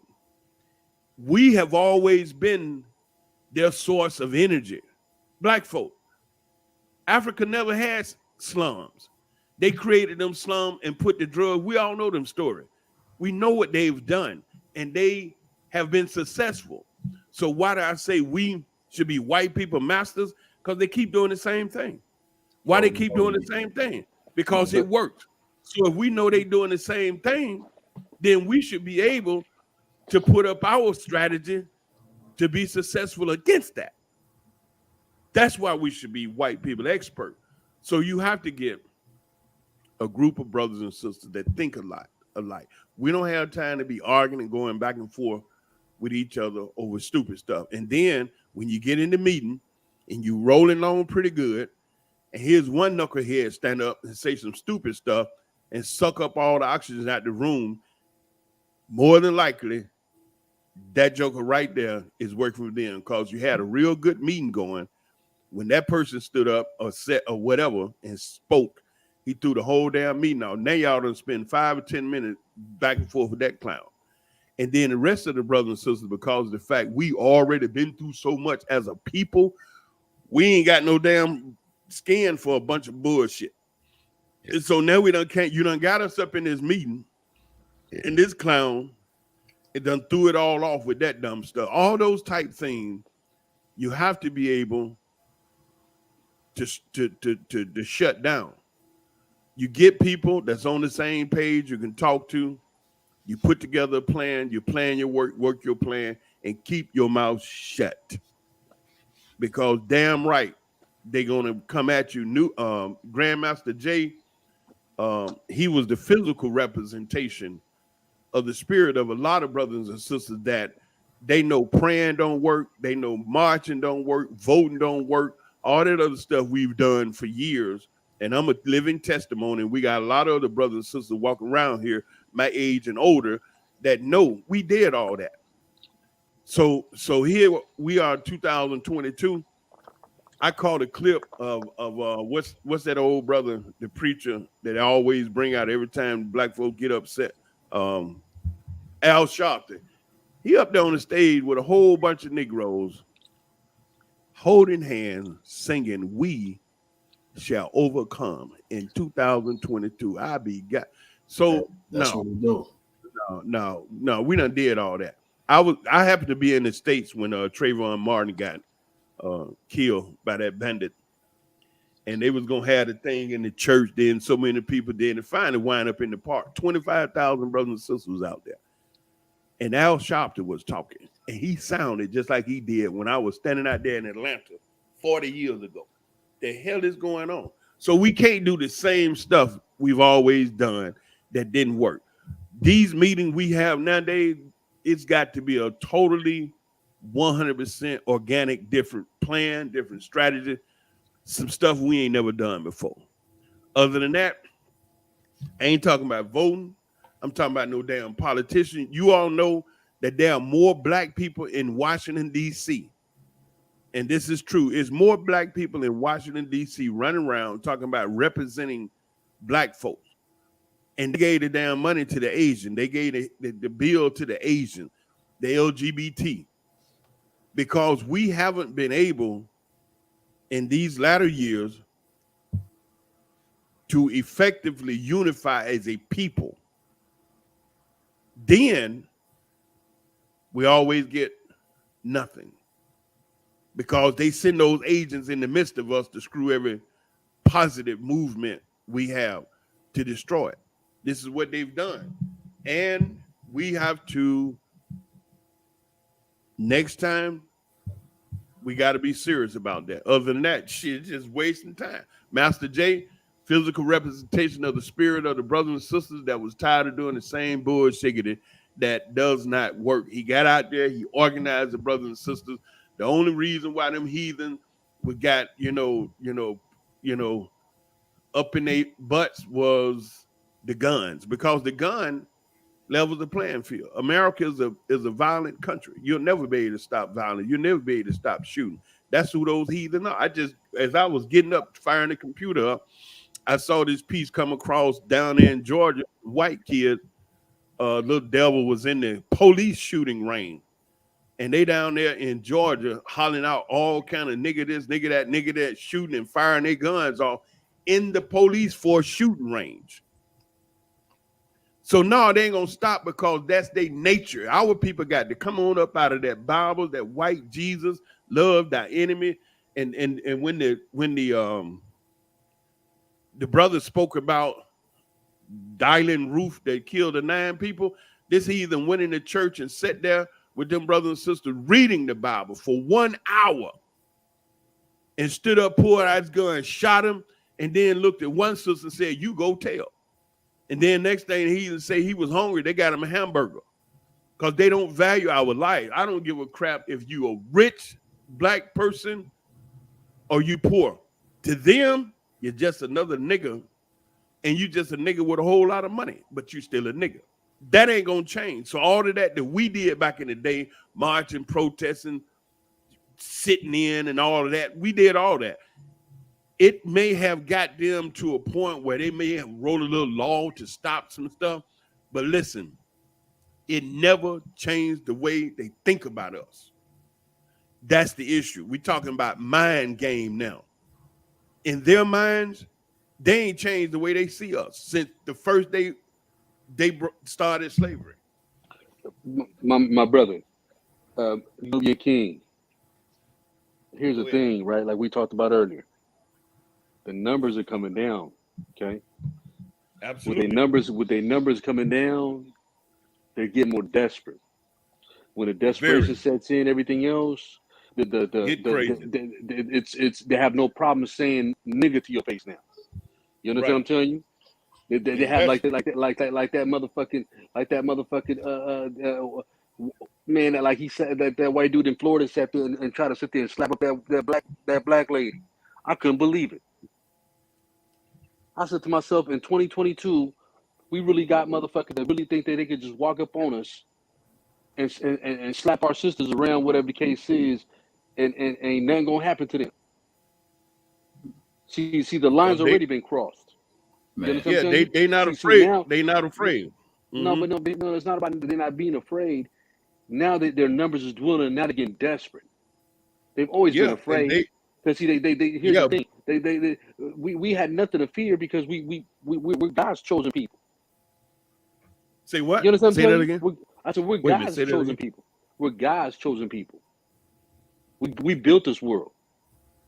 We gave birth to God civilization. chosen people need to start whooping more ass to get these niggas up off us, because the only thing that's the agenda. only That's thing all. they respect We is have no force, choice. the loss of life, and the loss of finance. People need to goddamn start coming on like King David and fucking but here's the shit thing. up, Nubian because they King. too damn soft. If you coming around to our Preach. supermarkets, everything else, right? You really think motherfuckers gonna keep taking that to the chin? You understand what I'm telling you? See now the propaganda and the motherfucking white supremacy is even sucking into the little youngsters that was barely like born in 2000, 2001. You know what I'm saying? Yeah, they breeding. Yeah, they So breeding. I know that. They we are they already got this little fear in their head that they're gonna be replaced by black people, Mexicans. That first of all, they came over here and tried to replace the Native Americans, and they got some nerve talking about they about to get replaced. How about the 200 million Native Americans that was on this continent? You know what I mean? When Columbus came over here in 1492. You know what I mean? If y'all never sat us and seen your history, understand what happened out here. There was over 200 million Native Americans in America. We're barely over 300 million people in this country right now. There was 200 million Native Americans, and they got wiped out. Was they white? Was they white Native American? No, we talk about Native Americans, like was they from white? 500 different tribes. No, they were not white. We talk about Native What Americans. color was they?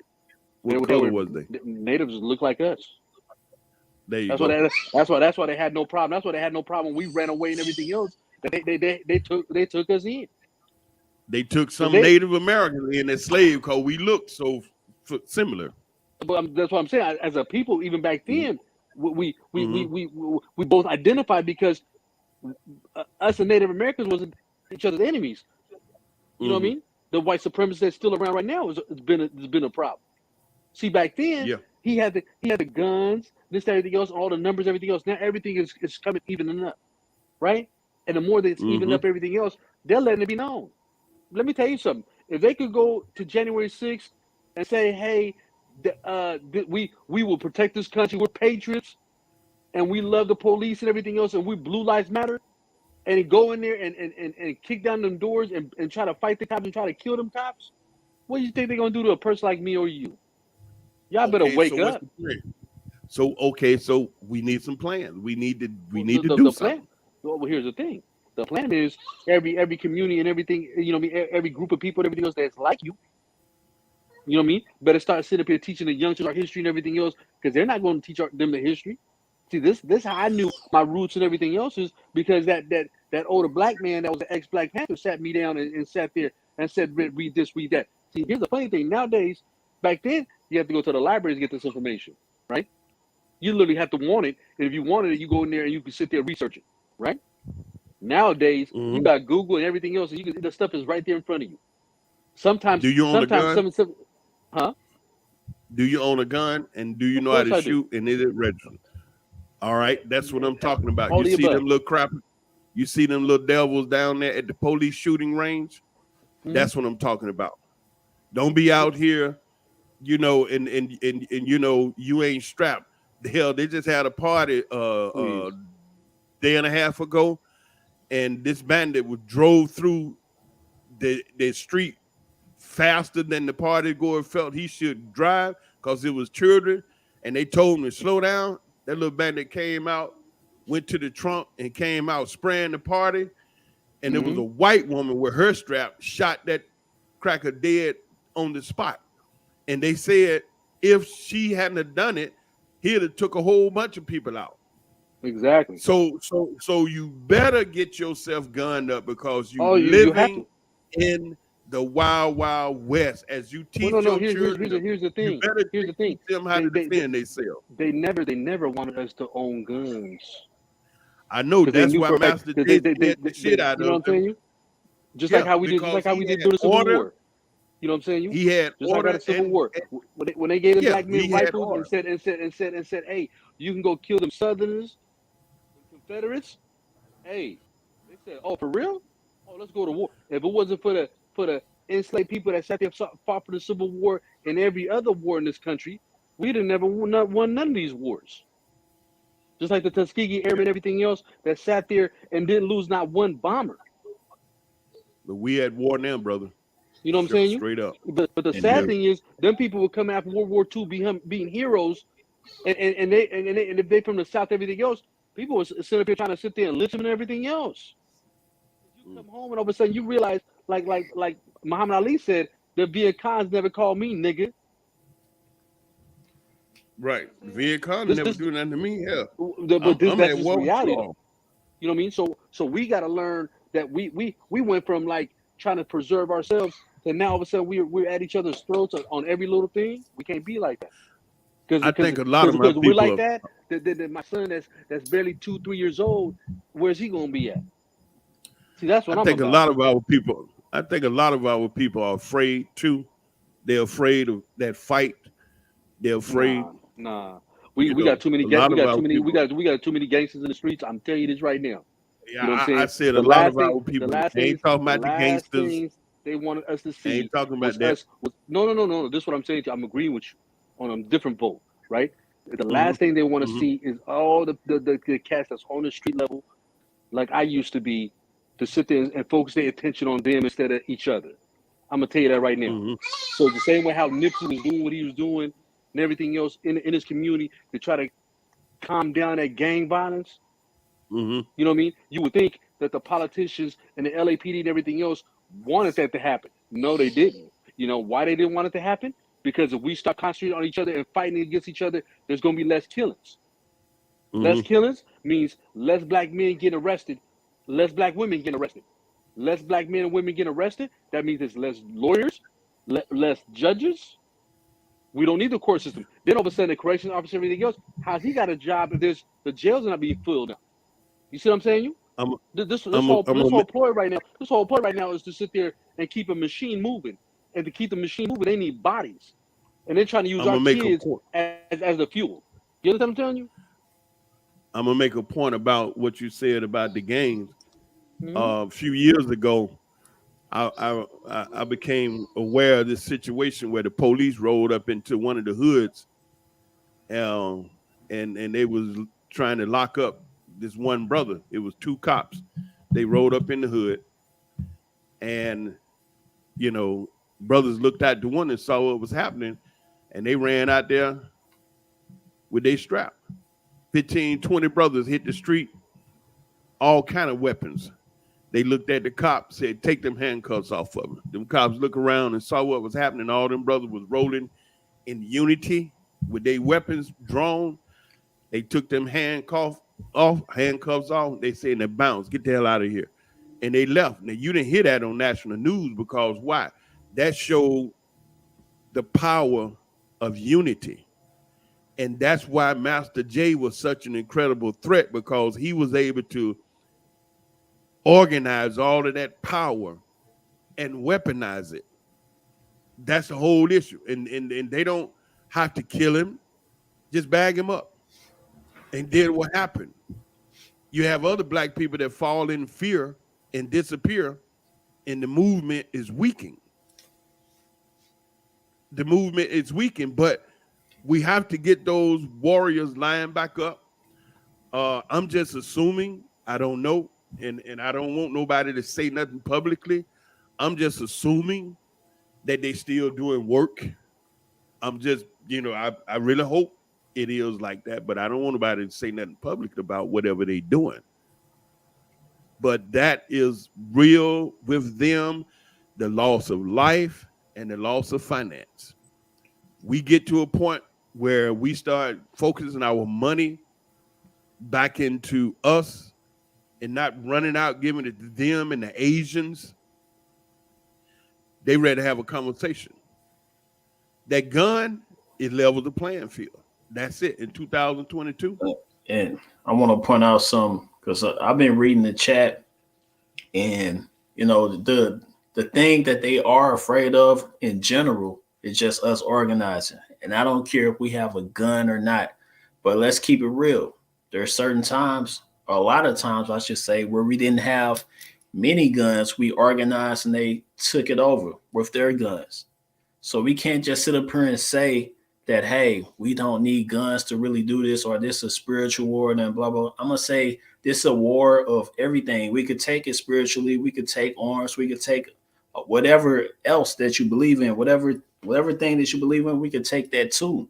We need everything and bring it in this time of war, because they are using everything against us as well. Everything they believe, and guns.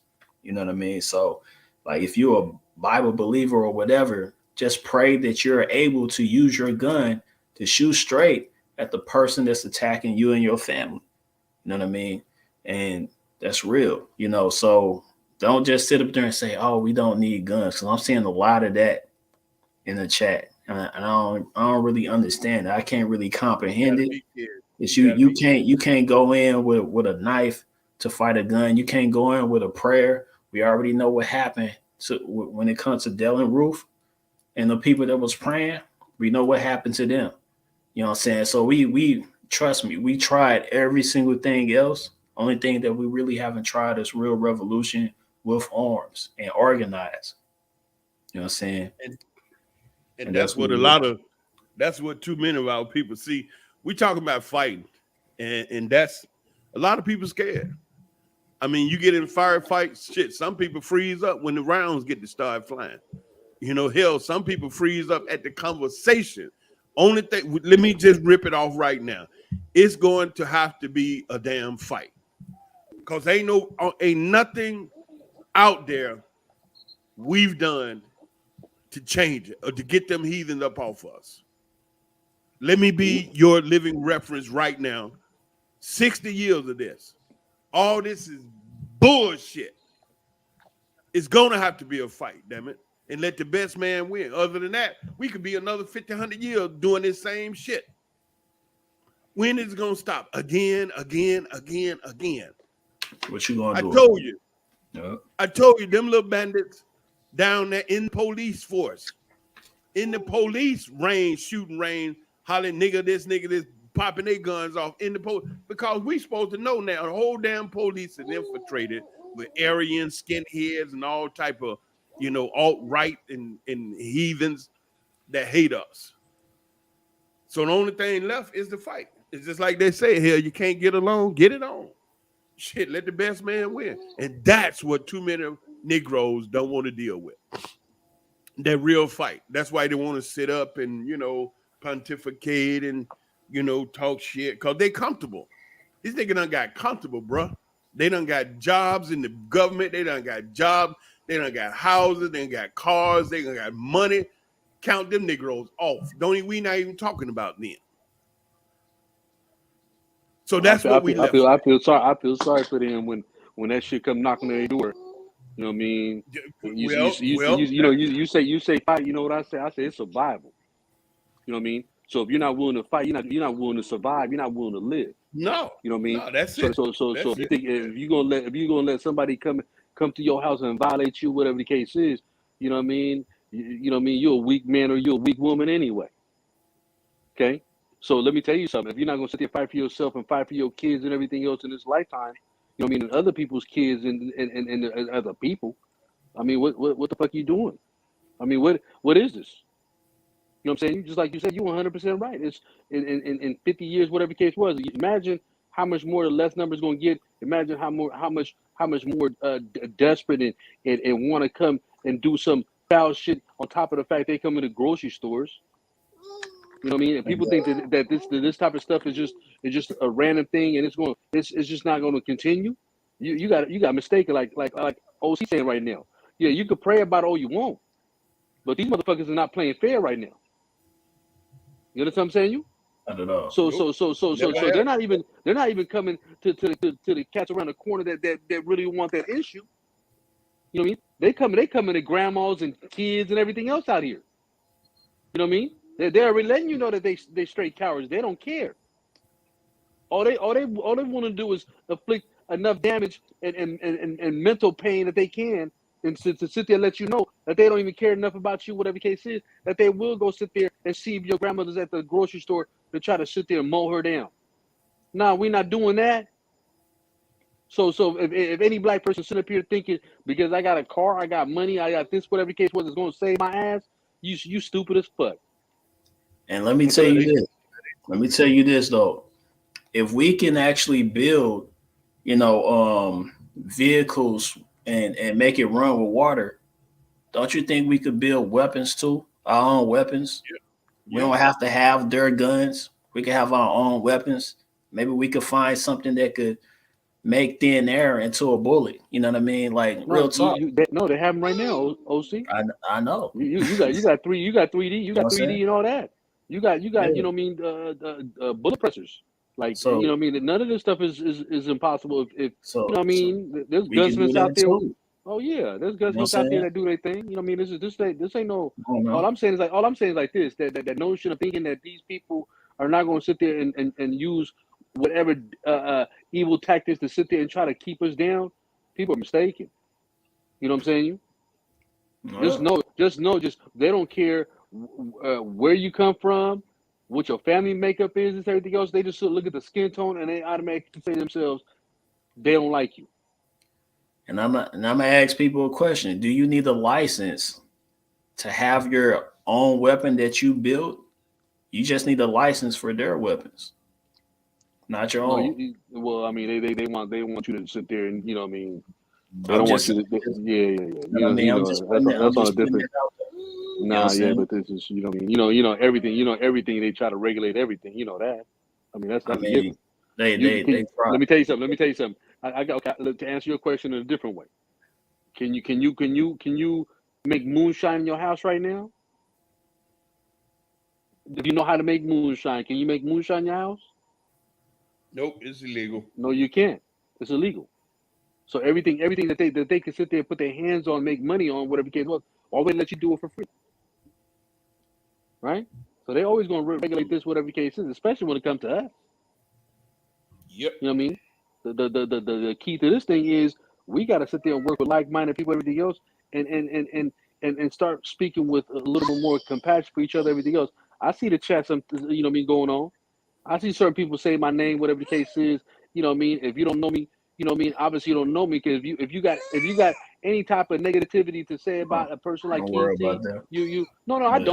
I don't, because you don't know me. You know what I'm saying? That's that person's problem. You feel me? I don't worry about, you know what I mean? That's like, man, that's like a you know what I mean, a gnat to a boss. You know what I'm saying? You that what? But it's just sad that how people sit there and make points, whatever the case is, either they want to hear their own voice being spoken of. Because here's the thing, we all got a voice. These StreamYards and these live things are up for anybody. You want to show your face, you don't want to show your face. This is a family conversation. This is grown folk conversation. Some of the stuff is not going to be pleasant. Some of the stuff is not going to be where we're not going to be in agreement of things, whatever the case was. But let's know the fact that because we don't agree with each other, cut the negativity down. You know what I mean? That's what I sit there and try to refrain from every day when I sit there and try to basically think of my life. You know what I'm saying? Because if you steadily sit up here looking for conflict and everything and everybody that you come across, even with the conversation you having, it's just it's crazy. If you have a question for a man like King T, just ask me a question. Instead of making statements, whatever the case, if it's me, if it's OC, if it's Nubian King, or whoever the hell it is, have a grown folk conversation. Let's not assume who this person is or that person is or what my belief is. If you don't know what my belief is, you don't know what? You don't know what make me tick. You assuming things, whatever the case is, and it's sad. You know what I mean? And we off to this. You think they like the fact that we get into a situation where we sit back and we have grown black men on these type of YouTube channels besides OC that sit there and bicker amongst themselves and every day going back and forth, and you know what I mean? No other group of people doing this. People, okay? Show me an Asian man talking about Asian women. Nope. Hispanic man talking about Hispanic women. You won't see it in the talking about public white domain. women. Show me a white man talking about that blonde, blue-eyed woman. Not in the public domain. Thank you. So why is it that we sit there and air this shit out every chance we get? Because we want to sit there and have a voice. So instead of us sitting up here voicing things that we can sit there and learn and educate each other from, we want to sit there and voice negativity and foul shit out at our mouths and our minds and how we type. Is that what we about? People sitting at home, you know what I mean, and want to sit there and hate on another black person, whatever the case is. What you tune in for? If that's what you really got. No, I wake up, I got love in my heart. You know why? Because today and tomorrow is not promised for me. So what do I look like sitting up here living my last days of it, whatever it is, it's sad or whatever the case is? No, I'm gonna be real and I'm gonna speak my mind, and I expect everybody else to do so. For you to sit there and speak on your behalf, so that way you can sit there and take care of your kids and your family. Be about that. If you want to know something about King T is a motherfucking single daddy raising his kid. Know about that. You know what I'm saying? What? You're a single father? Man, come on. You'll never get no shine, do you? You'll never hit nothing positive. And I don't. But here's the thing, though. Here's the thing. But here's the thing, though. Here's the thing, though. You don't need to shine because I'm doing things that God want me to do, and I'm trying to do right by my son. You don't get no pat on the back for that. You know what I mean? That's called with being a man, right there. But they spend a lot of time trashing brothers, and you don't never hear about the single father taking care of business. Come on, man. Because our people is rooted in negativity. But here's the thing: there's more black men taking care of their kids right now than ever before in life. Why is that? Yep. You know what I mean? Because now we're failing to sit there, not even sit there and hold ourselves up, because we're sitting here arguing amongst ourselves so much as men. We fail to sit there and lift up our black women and tell them how beautiful they is and everything else, and how we love them, how we care for them, how we're gonna protect them. We want to watch a black man sit there and bash black women. You know what I'm saying? You know what I mean? I don't wish death on nobody. I don't wish jail on nobody. You know what I mean? Any black person that does that type of shit, whatever the case was, you better check your heart and check your mind. Because you literally got some sick shit in your head. You know what I mean? Even my worst enemies, whatever the case is, I'd rather see them on the street, whatever the case is. Let's have that dance than wish that man to go sit there and go to jail. Shit. They wishing for all of us to go to jail. Let's be real out here. Before you open your mouth, everything else, why don't you talk about some positive shit and spit some shit out that people can learn from you from, instead of your bullshit ass opinions. You know what I'm saying? What are you teaching your kids? To sit there and be negative to the next black person that you're talking to? You know what I mean? You want to button your mouth, everything else to that white boss you got, but you want to sit there and talk shit to your people and everything else? What are we on right now? We said we for ourselves, everything else, and our people, and then we watching grandmas and stuff getting killed at the goddamn supermarket. Instead of somebody realizing that this fool's coming out of the goddamn car with camouflage, everything else, saying to themselves, okay, maybe I'll go to church and I don't like guns, but I do got a car that's like a missile. Let me run his punk ass over. And have his people scrape his ass off that floor. I better wake up. Just because they come into the community, everything else, and talking to you and all that, don't mean they're your friend. So we looking at them as our friends, but we look at each other as enemies, though. Ain't that some shit? Yeah. You see a black man, the next time you see a black man, people looking at you up and down, want to size you up to figure out that you a threat. How we feel like that? When we come off like that, instead of looking at that black man and saying, "Oh man, you know he got a son like me, this, that, everything else, da da da da da." Let me, you know, he's real like me. Why spit negativity and everything else when you can spit positivity in this world? You know, I remember one time I was in Chicago years ago, and I was shopping with a sister, and I looked over there. We was in a Whole Food up there in Chicago, and I looked at this brother. He had a child on his shoulder, and a little son walking next to him, and a sister, and they looked like a family. And so I told the sister I was with, "Hey, look, that look like a family right there, black family." And yeah, she was like, "Okay." So I said, "Hold on, let me go over here." So I went over to the brother. I said, "Hey, my brother, how you doing?" He said, "I'm good, my brother." I said, let me ask you something. Is this your family? Like, this your wife and your children? He said, yeah. They had a bucket full of food. This isn't whole food. I said, wow. I said, y'all are family. And the sister looked at me and the brother, he's like, yeah, what? I said, look around the store, brother. How many other black families you see like this? The brother, the sister, and the children together. I said, my man, can I just shake your hand? I say, because this right here is rare. I said, you don't know me. I don't know you. But brother, thank you. Keep up the great work. Because y'all are rare. I said, you don't know me, but shit, man, if you ever need some help, shoot me an email or something. To see a complete black family like that was rare. And you know what it is? You being real, because nowadays we sit up here, see our women dating other people, other races, and we want to be mad at them. You know what I'm saying? But I say to myself, what are we doing as black men to sit there and show our black women that we want them? You see what I'm saying? So instead of sitting up here trying to bash things, whatever the case is, sit there and communicate. You know what I'm saying? Like that's we always trying to one up each other all the time. Why is that?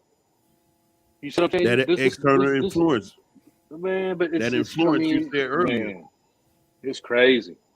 I mean, you know what I mean? How many people that was around New York? I was out there, whatever the case was, to sit there. You know what I mean? Sometimes when things like that happen, we got to mourn with our people. We got to take time to sit there and realize that there's families that's going through some things, whatever the case was. Some of the women was 86 years old, lived their whole life to get killed by white supremacists. Yeah. If that don't wake you up out of dead sleep sometimes, as black people, I don't know what will. I don't know what will. Man. You know what I mean? What is it going to take? What is it going to take for us to be who we are and be connected to what we are? You know what I'm saying? To sit there and try to build something over here before they sit there and try to, that they did in January 6th, try to do another Black Wall Street, try to come to another black town. Y'all better wake up. Now these motherfucking shooters is coming one at a time. Imagine when they got a carload for these motherfuckers popping out the cars. Hope everybody got their guns. With body armor and helmets and everything else, and each one of these motherfuckers are carrying ARs. You know what I mean? Forget having a pistol. You better have an AR in your motherfucking car. I'm gonna keep it real with you. This ain't no fucking game out here. We ain't looked upon as what he called, we just get along with black folks. There's no such thing as racism. We got black folks toting that same bullshit ass line. Oh, there's no such thing as racism and da-da-da-da. Sitting up here selling that shit to our people. And our people sitting up here steady falling for this shit. We sitting up here saying that there's no problem voting for this orange man that sit there talking negative about our people, everything else, and is endorsed by 100% of the KKK.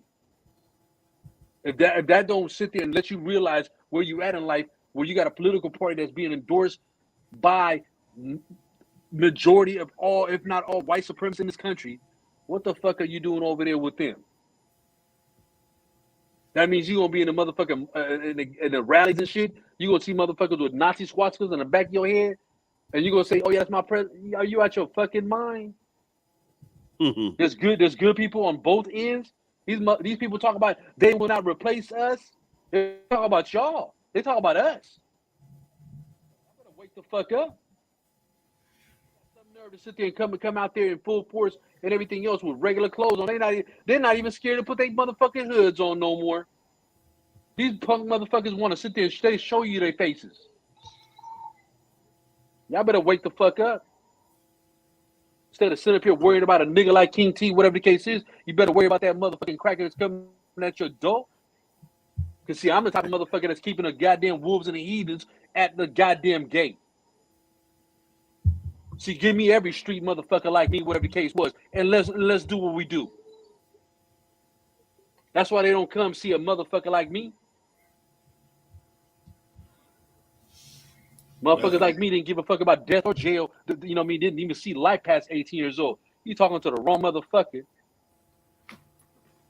Yeah, my mama didn't raise no punk or a bitch. That's real right there. Oh, real. Well, we need your live.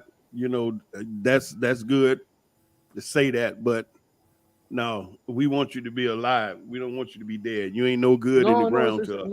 No. But see, the thing is, sometimes you got to defend what you love. You understand? I know that. You know what I mean? But See, as a people, we don't look for trouble. But you best believe you better be ready for that action, boss. You feel me? I know that. You better get your training right, and everything else, and get yourself right, and make sure your kids is lined up. I'm clear. I'm just saying, defend yourself and be alive when you finish. Almost. I mean, here's the thing. It's always about survival. But see, here's one thing about life like this, right? You know what I mean? Hey, I'm closer to my end of my days than my beginning of my days. Okay. So as a person that I am, I say to myself, So when you get up and I lost family members, everything else, and you start looking at life, and you say to yourself, you know what I mean? God bless you with the years He gave you. I wake up every day. I say, God bless me with another day He gives me, right? You know what I mean? I don't talk no politics. I don't talk no religion, whatever the case was, because I don't want to see that next person sit there. We get to talk them type of topics. All of a sudden, the whole conversation gets spun out. You know what I'm saying? So we reframe on certain things, but just sit there and talk about black issues, that we got black problems, right? We can fix this thing. That's what I believe. You got like-minded people that's frustrated and tired, like I am, like you are, like OC is, like a whole bunch of people in the chat is. Even though we're at conflict with each other, we all tired of him here. Everybody's not tuning in because they sit up here thinking that this is a fucking fairy tale land out here. You know what I mean? We all know what the drill is out here. We all know that it's hardship in our own families and in life period as black people. The question is, what are you willing to do about it? You know what I mean? Are you gonna keep up with the bullshit and the fuckery? Or are you gonna be real about yourself and say to yourself, hey, what am I gonna sit there and make sure that I'm sitting up here teaching the kids around me for them to be better men and women when they grow up? Is this the world we want to leave our kids behind? When 20, 30 years from now, these people, this little supermarket shooter is gonna happen every other day. Look, man, y'all better wake up. Yeah. I'm just being real right now. You know what I mean? That's the most frustrating part of everything else. We literally got in 2022, we got grandmothers getting shot in grocery stores. We gotta make we gotta make the change today. You know what I'm saying? We gotta stop the talk. We gotta start doing.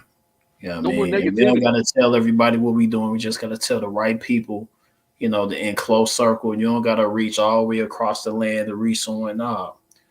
Gather with your people that's around you. You know what I mean? That's on the same page as you. There's going to be tons of people that's on the same page as you that you could reach out to versus going online and doing it.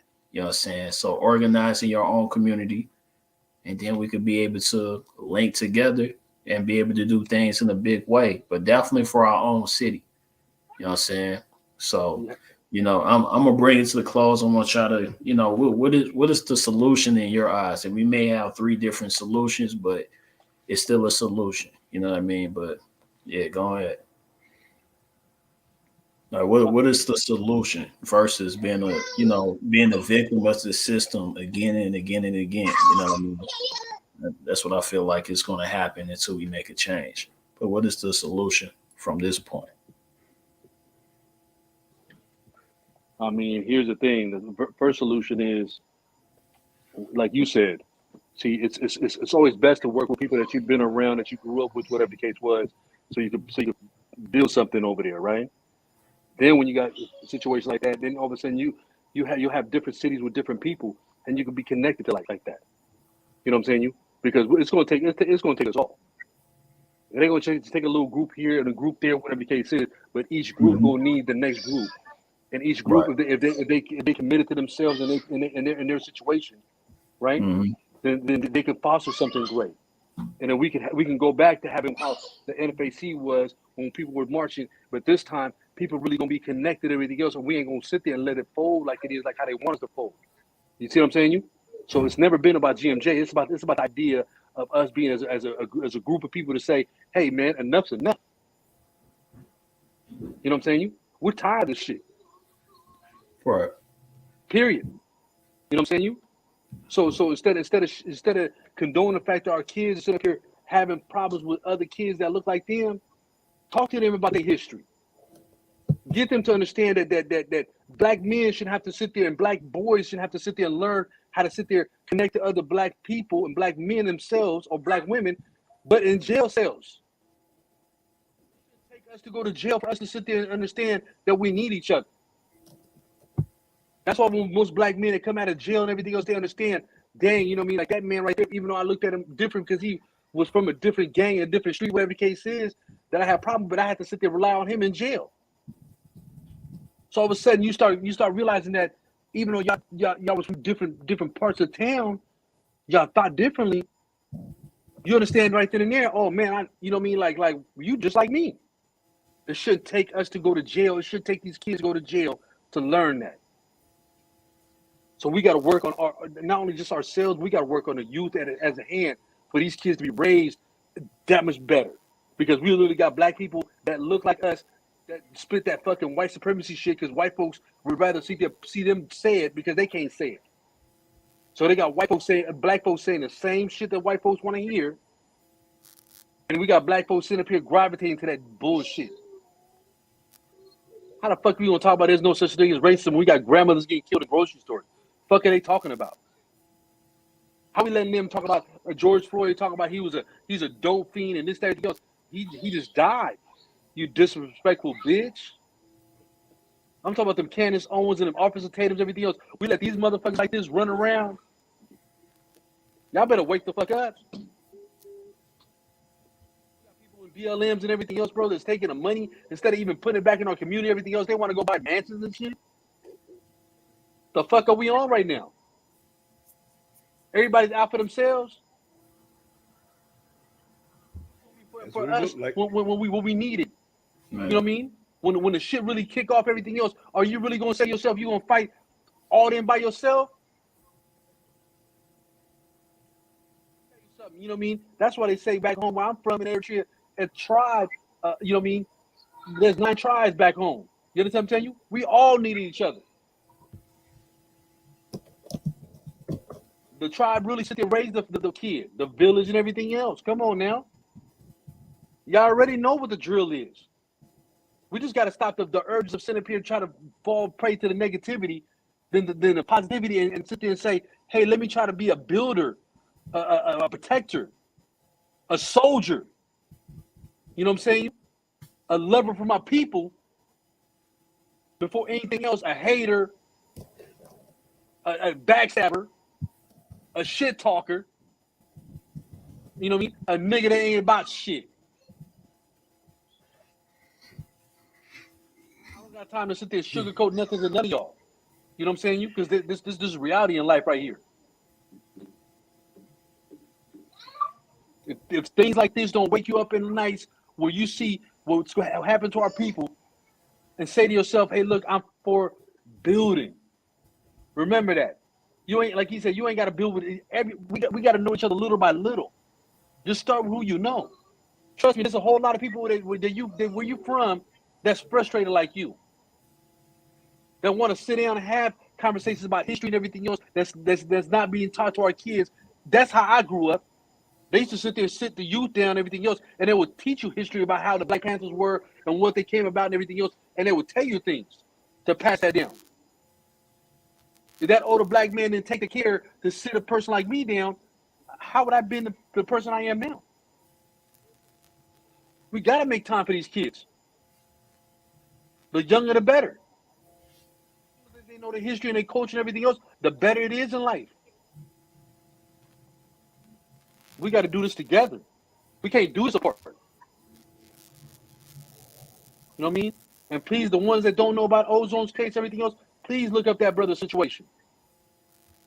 And help him get funded like the motherfucking Kyle Rittenhouse and everything else when they making $2-3 million for them goofy ass white boys shooting people. But all black men, whatever the case, we can't even sit there get the funding up for him to sit there and have a right defense. Come on, y'all. We can do better than this. We can't just be about the talking about saying, oh, because that person doesn't like this person, that person don't like that person, I can't support that person, I can't donate to this person. What are y'all on?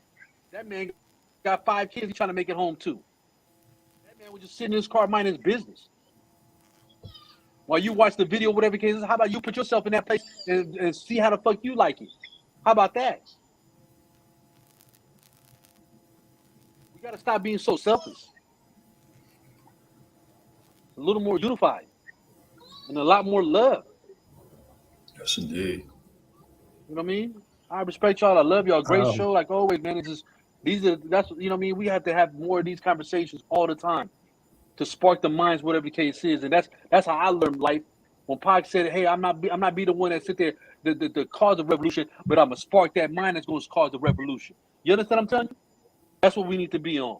Mm-hmm. It's never about us. It's about the ones that coming behind us.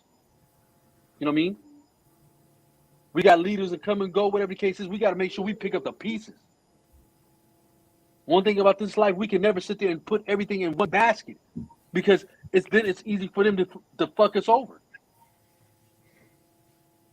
You know what I mean? Thank God we have so many different organizations, but these organizations got to be a little bit more click onto the game. I expected more organizations to be over there in Buffalo, New York, to sit there and agree with the black families over there. Where we at with this? Where's the red phone ringing when there's a fucking emergency? What is our response to unit at?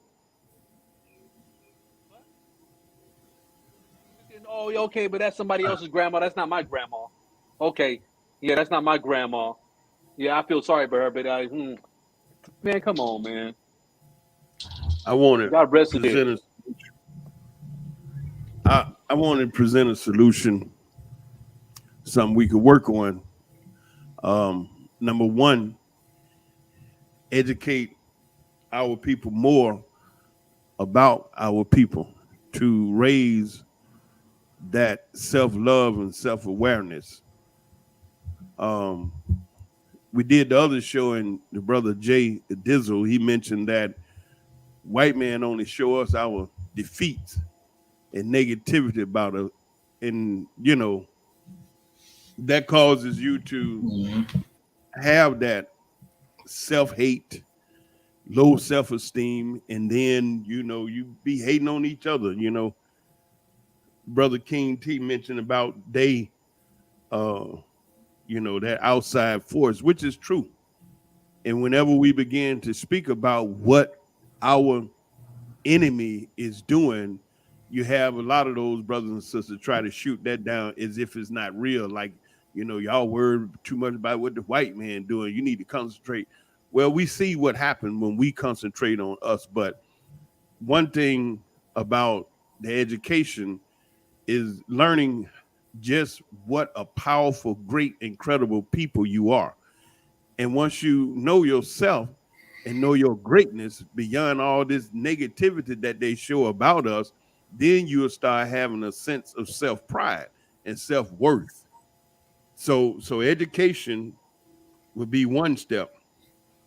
The next step is that unity. Listen, understanding also in your educational program, you got to understand who you're dealing with and how they work. You got to educate our people, those that will listen, about this white man, this system, this country, this world that we living in. So you won't just be walking around, with your head stuck in the sand. You'll know the who, what, when, where, and why. You'll understand that the end of this month, a couple more days, they signing off the sovereignty of the United States of America into the World Health Organization. You'll know about Klaus Schwab, the One World Government. You know all this stuff they've done as a plan. Mm-hmm. And then it's going to have to take unity amongst the family. Unity amongst the brothers is strengthening the land. And so that educational program has got to come swift and fast because we don't have no more time.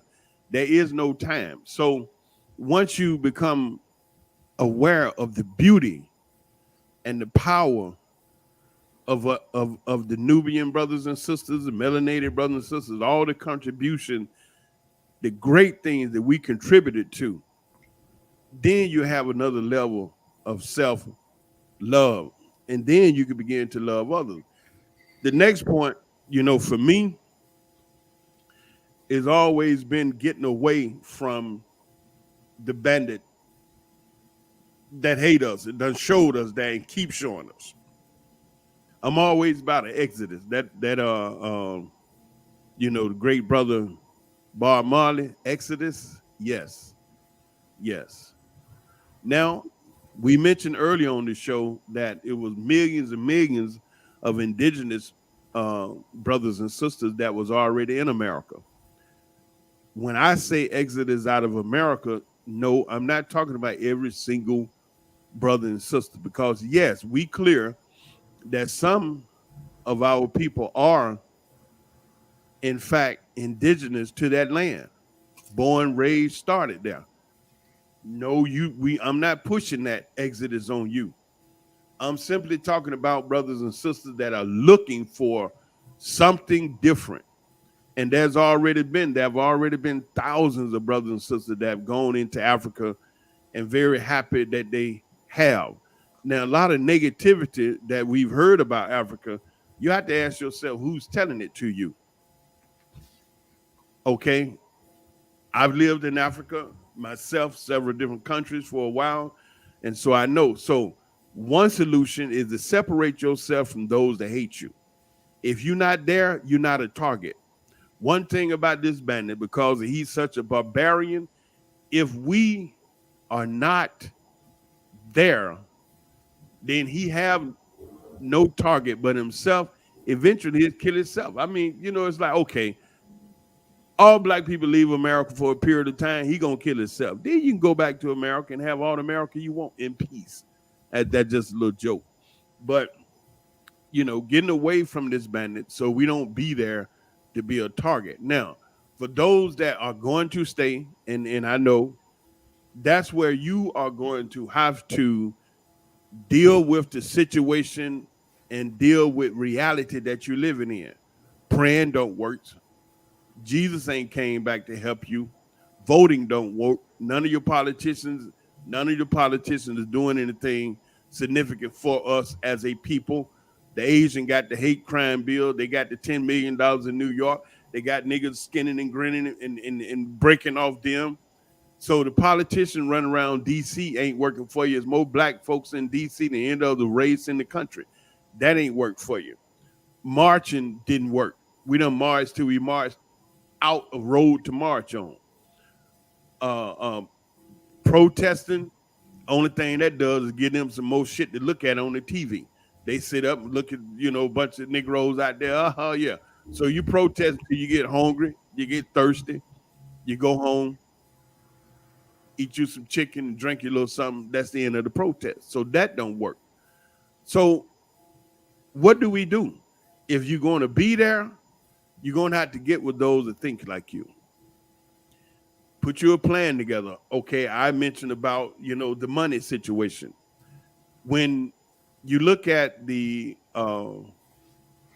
money that the collective African-American brothers and sisters handle in a year, it's somewhere around $2 trillion.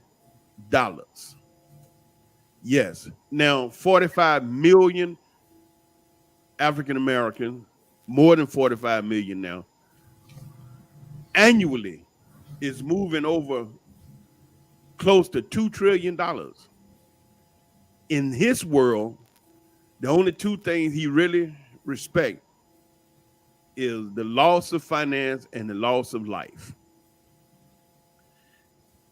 If we ever get to a point that we can take that $1 trillion and focus it back into our hand and protect us. Remember Tulsa, Oklahoma. That's exactly what was happening. The money moved around Tulsa, Oklahoma many, many times before it even had to go out. So they flew over it and committed the first aerial bombing on planet Earth. That was history. So that's why I say you got to protect it, whatever you do. In that land, you're going to stay there. You're going to have to move as if you're conscious that you are moving in a war zone. You are at war. So whatever plans you decide to come up with, you're going to have to be able to secure and protect yourself. because these bandits is on the wild. Their numbers is at an extreme decline. Yes, amongst themselves, they know they are dying off. Now we may not be hearing the conversation out here amongst us.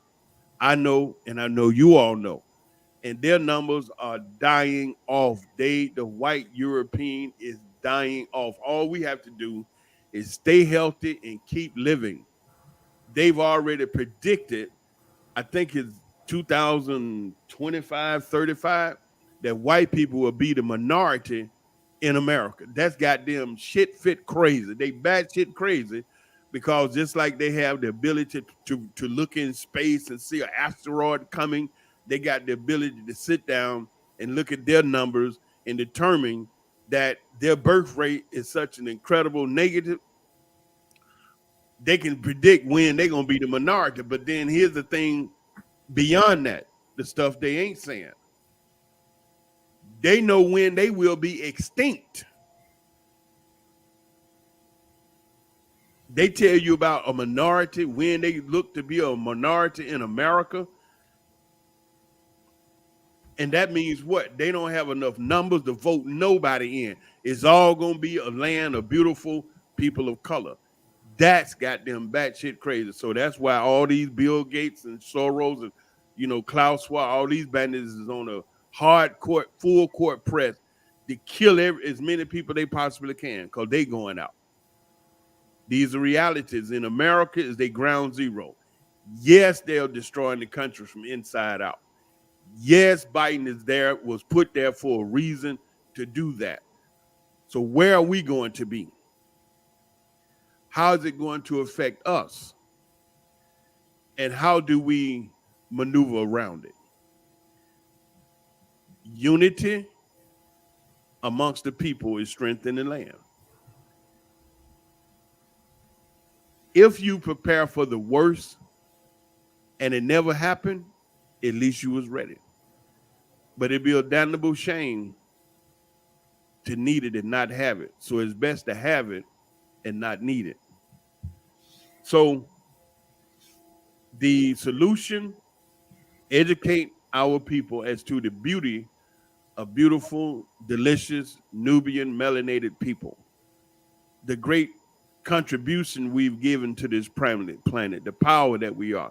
And remember the video the brother shared where these heathen back in 1993, 94, somewhere like that, they wanted to do a study to find out something that they could use to finally and once and for all say that black people are inferior to white people.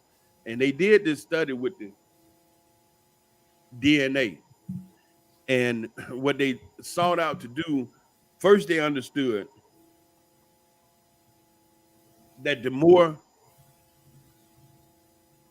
DNA series a person have, the more intelligent they are. And now they want to go and see who has how many DNA series. So they started with animal kingdom. The chimpanzee had 3, the orangutan had 4, and the monkey had 5. All right, because they look and they know which is the most intelligent animals, and da. So they know they got all that information. So they dealt with those 3. Then they went into the human population.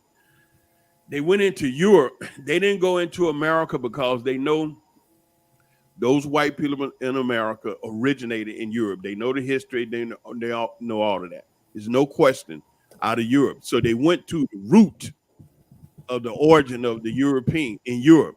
And they found that they had, after their studies, those Europeans had 6 DNA series, which meant they was 1 DNA series above animal, right?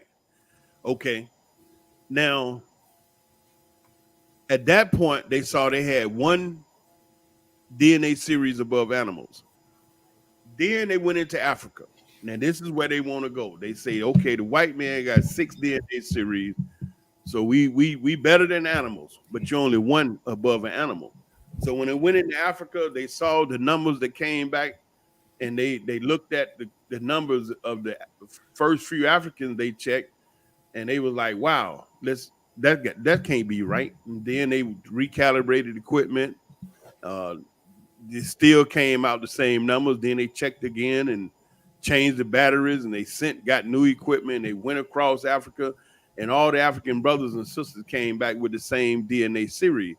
And what they found out is that the African brothers and sisters had 9 DNA series, which meant that we as a people, according to our DNA and their studies, shows that we are a more intelligent being on this planet. 3 DNA series above white people and 4 DNA series above animals. These are the type things that we have to start teaching our people so we can become more proud to be who we are and stop running around letting these base-minded heathen throw us off with bullshit. So education, but to educate our people of the greatness of who we are. Number 2 is about an exodus. Get away from the bandit that don't like you. But if you're going to stay, then you're going to have to link up with the people that think like you and put you a plan together and use the history and all this other information as to how to move forward in your unity so that your group, your plan, or your efforts don't get derailed by your enemy. Other than that, keep on fighting. And you got a gun, don't leave home without it. The last thing I want to say is over here in Israel, the Prime Minister Bennett came to the mic and told all Israelis, everybody that got a gun, including me, if you got a gun, don't leave home without it. Because these Arabs, these Palestinians, they got guns. They was running around the street blasting Israelis left and right. So they shut that down real quick. When the president said, everybody gun up and be ready to shoot. I ain't heard no more shooting lately. Squash that shit with one quick conversation. America's still talking about gun rights and taking AK-47 off the street. Hell, there's a whole bunch of other shit out there. But that white woman that had that gun at that party shot that joker dead to the street. He didn't get to kill nobody. This is how you living. And that's the reality. Got to deal with it. So anyway, bro, I appreciate it.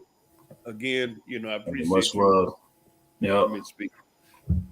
Indeed.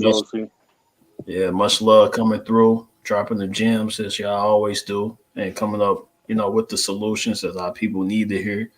We will continue to have, certain conversations, but we got to get it to the point where we actually need to start an actual movement. You know what I mean? So that's my personal interest, and that's what we're gonna do. And I can see that going down. You know what I mean? And you could feel free to hit me up, because I can definitely put you in the right place. So I know certain movements is actually making moves. My email, ociola@octhegreat.com, and we can make something happen. But outside of that, peace of the gods, and I'll see y'all on the next one. Salute. Salute.